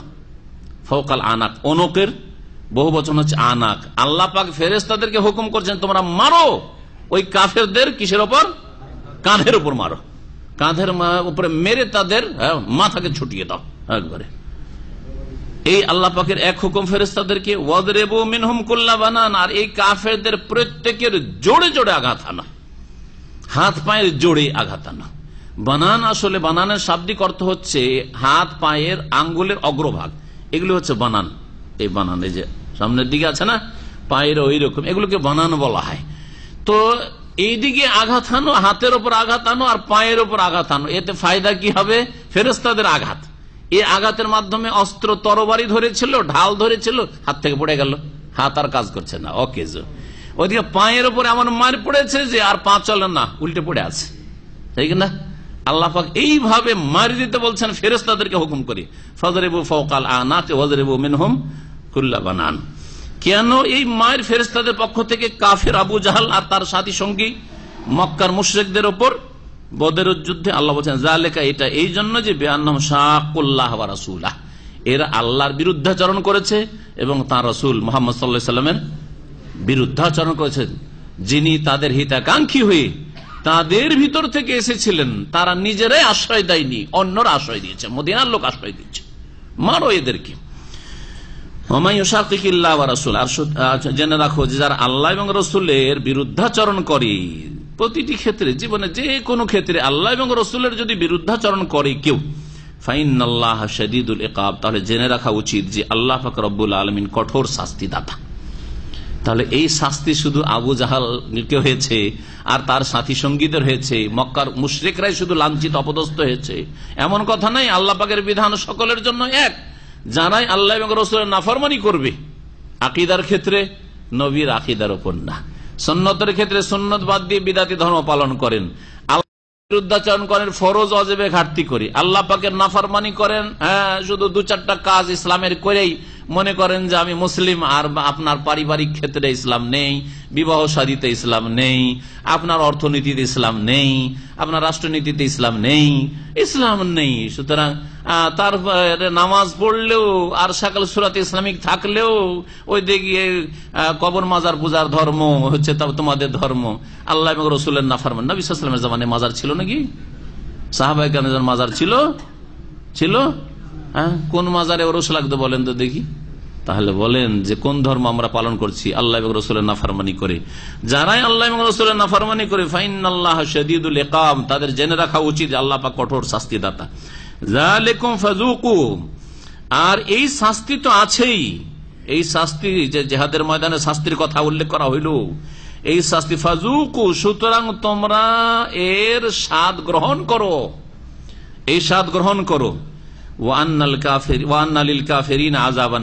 আর জেনে রাখো যে কাফেরদের জন্য আরো জাহান্নামের আযাব রয়েছে। দুনিয়ার আযাব তো ফেরেশতাদেরকে আল্লাহ হুকুম করলেন, মারো এদের কাঁধের উপর, মারো এদের জোড়ে জোড়ে, আর যেখানে হাড়ের জোড় রয়েছে মারো, আর এদেরকে অচল অকেজো করে দাও। আর এই তো দুনিয়ার আযাব তো আছেই জিহাদের ময়দানে। আর কাফেরদের জন্য যারা কুফরের অবস্থায় মারা যাবে, জাহান্নামের আযাব রয়েছে। আল্লাহ পাক তারপরে বলছেন, ইয়া আইয়ুহাল্লাযীনা আমানু ইযা লাকীতুমুল্লাযীনা কাফারু যাহফান ফালা তুওয়াল্লুহুমুল আদবার। হে মুমিনরা, যখন তোমরা কাফেরদের মুখামুখি হবে রণক্ষেত্রে, যাহফান লড়াইয়ের উদ্দেশ্যে,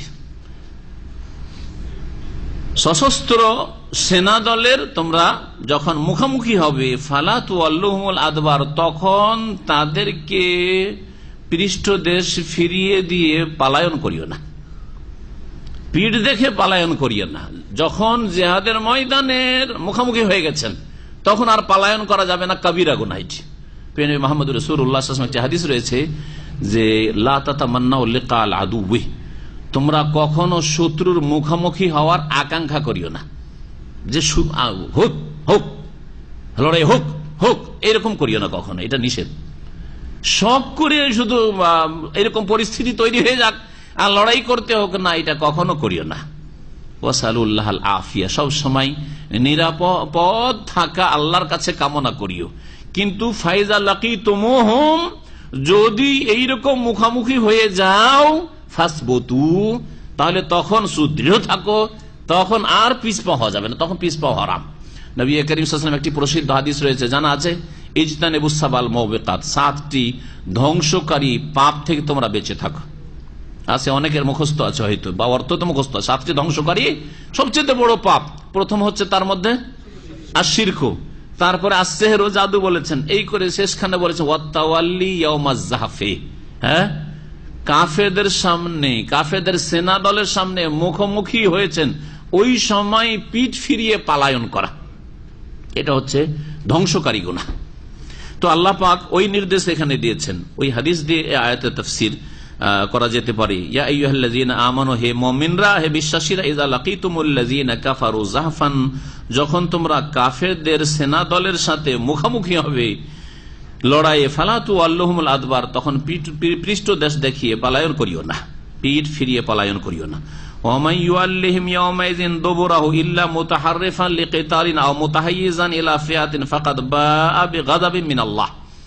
দুইটো ক্ষেত্রে শুধু কাফেরকে পিঠ দেখানো জায়েজ, আল্লাহ কোরআনে উল্লেখ করে দিয়েছেন এই আয়াতে, দুইটো ক্ষেত্রে জায়েজ। আর অন্য তৃতীয় কোন ক্ষেত্র নেই যেখানে কাফের সামনে মারতে আসছে আর আপনি বকরি ছাগলের মতো পালাচ্ছেন আর ওইদিকে জবাই করছে, এটা জায়েজ নাই, কখনো জায়েজ নাই। মারে তো গাজী আর মারে তো শহীদ, যদি আপনি মরে যান তাহলে শাহাদাত পাবেন ইনশাআল্লাহ, আর যদি মারতে পারেন তো গাজী হয়ে মেরে যদি ফিরে আসতে পারেন গাজী ফি সাবিলিল্লাহ ফিরে আসবেন, আল্লাহর যোদ্ধা হয়ে। আল্লাহ পাক বলেন ওয়ামান ইউআল্লিহিম ইয়াওমাইযিন দুবুরা, সেই দিন যদি কেউ পিঠ ফিরিয়ে দেয়, যুদ্ধের ময়দানে সামনে হয়ে গেছে সামনাসামনি, ওই দিক থেকে অস্ত্র চলতে শুরু হয়েছে, এই দিক থেকে শুরু হয়েছে, আর পালাইতে শুরু করলো, কেউ যদি ফিরিয়ে দেয় তাহলে আল্লাহর গজব পড়বে। পরে বলছেন কিন্তু মাঝখানে জায়েজ যে দুই অবস্থায়, ওই দুটো অবস্থা আল্লাহ বয়ান করছেন, ইল্লা তবে অথবা ব্যতীত, এই ব্যতীত কি মুতাহাররিফান লিকিতালিন, রণকৌশল স্বরূপ, অনেক রণকৌশল, হ্যাঁ, ওর যাতে করে একটু সাহস বেড়ে যায়, এদিকে আসতে চাই না, ও দূরে দূরে সতর্ক থাকছে, একটু পালাতে দেখে লাফিয়ে কাছিয়ে চলে আসছে, ঘিরে ফেলেন ওকে। এই রণকৌশল স্বরূপ যদি আপনি পিঠ দেখান যে একটু এই দিক দিয়ে ঘুরে গিয়ে আর তারপরেও আক্রমণ করব, তো এটা আল্লাহ বলছেন মুতাহাররিফান লিকিতালিন, হ্যাঁ, অর্থাৎ রণকৌশল স্বরূপ যদি আপনি পিঠ দেখান কাফের কে, তো জায়েজ, বড় আল্লাহর হুকুম এটি। আর মুতাহাইয়িজান ইলা ফিয়াতিন, অথবা দেখছেন যে আপনি একলা পড়ে গেছেন, জিহাদ করতে করতে সামনে এগিয়ে গিয়ে একা পড়ে গেছেন আর চারিদিকে সব কাফের, তাহলে এখানে আপনার উদ্দেশ্য মাঠ থেকে পালিয়ে যাওয়ার না, যুদ্ধের মাঠ থেকে, বরং সেখান থেকে আপনি এসে আপনার দল খুঁজছেন, আমার লোকেরা কোথায় আছে, সেখানে গিয়ে একটু আশ্রয় নি, আর তারপরে ওদেরকে নিয়ে আবার একসাথে কয়েকজন হামলা করব, তখন এইটারও অনুমতি রয়েছে। আও মুতাহাইয়িজান ইলা ফিয়াতিন, অথবা নিজ দলের দিকে আশ্রয় নেওয়ার উদ্দেশ্যে, নিজ দলের কাছে আশ্রয় নেওয়ার উদ্দেশ্যে, যে ওখানে এসে আমি আবার তাদের উপর আক্রমণ করব, এই নিয়তে যদি পিঠ দেখান তো জায়েজ। এই দুই ছাড়া কেউ যদি ওয়ামান ইউআল্লিহিম ইয়াওমাইযিন দুবুরা, যুদ্ধের দিনে কেউ যদি তাদেরকে পিঠ দেখিয়ে দেয় কাফেরকে, ফাকাদ বাআ বিগাযাবিন মিনাল্লাহ, তাহলে আল্লাহ পাকের ক্রোধের সাথে সে জিহাদের ময়দান থেকে ফিরে আসবে, আল্লাহর গজব পড়বে, আল্লাহর গজবে পরিবেষ্টিত হবে, আল্লাহর ক্রোধে। ওয়া মাওয়াহু জাহান্নাম, এবং তার বাসস্থান হচ্ছে জাহান্নাম। ওয়া বিসাল মাসির, আর জাহান্নাম হচ্ছে বড়ই জঘন্য প্রত্যাবর্তন স্থল। এখানে আজকে তাফসীর শেষ করছি, আর বাকি তাফসীর ইনশাআল্লাহ তাআলা আগামী সপ্তাহগুলিতে করা যাবে। আল্লাহ পাক রব্বুল আলামিন যেন আমাদেরকে কোরআন বুঝার তৌফিক দান করেন এবং কোরআনের প্রতিষ্ঠার তৌফিক দান করেন, কোরআনে কারীমকে সঠিকভাবে বুঝে সঠিকভাবে আমল করার জন্য তৌফিক দান করেন। আল্লাহ পাক রব্বুল আলামিন শত্রুদের অনিষ্ট থেকে আমাদের হেফাজত করেন। আল্লাহ পাক রব্বুল দ্বীন ইসলামকে আল্লাহ পাক যেন শক্তিশালী করেন। আল্লাহ পাক রব্বুল দুনিয়া এবং আখিরাতে আমাদেরকে যেন সফলতা দান করেন। আমাদের সকলকে আল্লাহ পাক জান্নাতুল ফিরদাউস যেন দান করেন। আমাদের বালা মুসিবত আল্লাহ পাক যেন দূর করে দেন। ওয়া সাল্লাল্লাহু আলা নবিয়িনা মুহাম্মদ ওয়া আলা আলিহি ওয়া সাহবিহি।